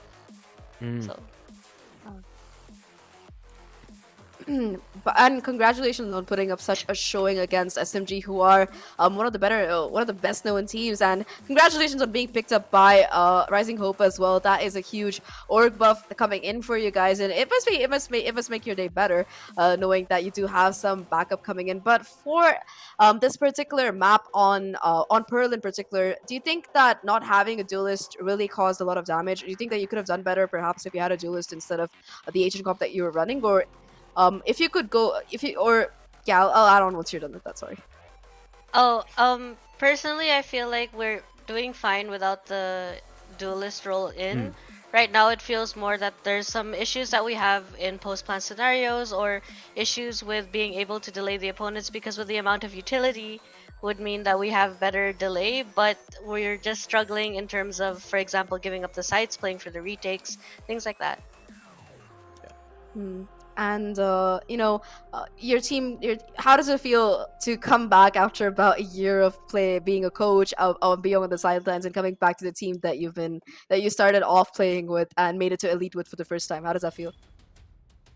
It's nice. I did enjoy my coaching and analyst jobs, but I think there's nothing more enlightening personally than being able to compete, especially with how well other teams are performing right now. Mm.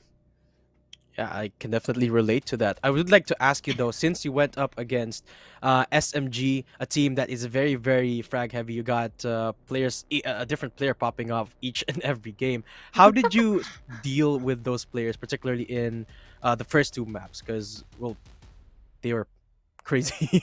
How Mm, did you have a strategic approach, or how did you tackle those?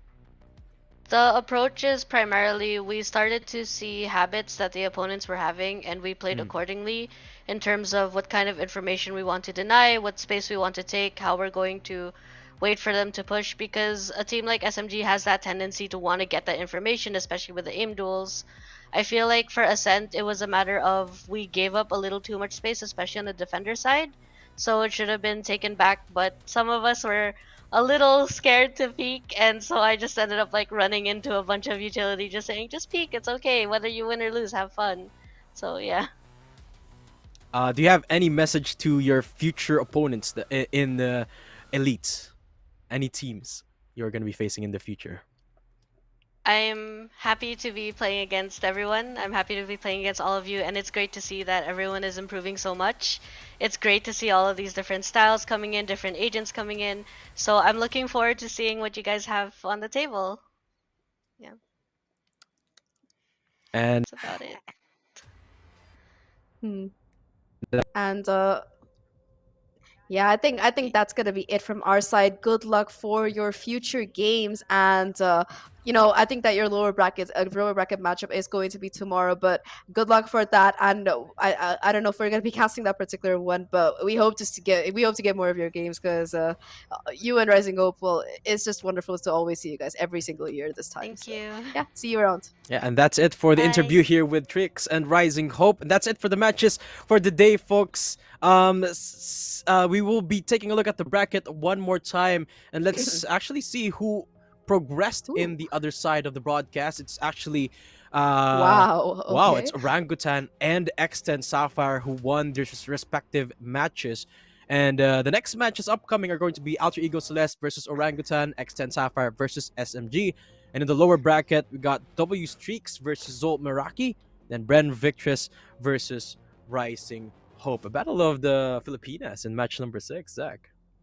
Ooh, that must be so exciting to you. So it's gonna be difficult probably for Mm, you to decide who true. exactly you want to cheer on. But I think that in fact Orangutan versus Alter Ego Celeste is happening right now. Mm, So you can probably just go to the mainstream after you're done here and check that out. So you can see who is going to be moving on to that upper bracket final, I believe, because these are the semifinals if I'm not wrong. So a lot at stake here for all of these teams. But I think that's gonna be it for the day from us. But it's not over yet. There's going to be matches tomorrow as well. So see you back soon. I'm Zach, and with me here is Datum. Show some love to us on our socials. So show some love to FSL as well for being the TO for such amazing tournaments. And of course, support all of the players and the teams playing because they have been grinding for a year, man. They deserve it. Anyway, that's going to be it for the day. This is VCT Game Changers APAC Elite, and we're going to be seeing you again very soon.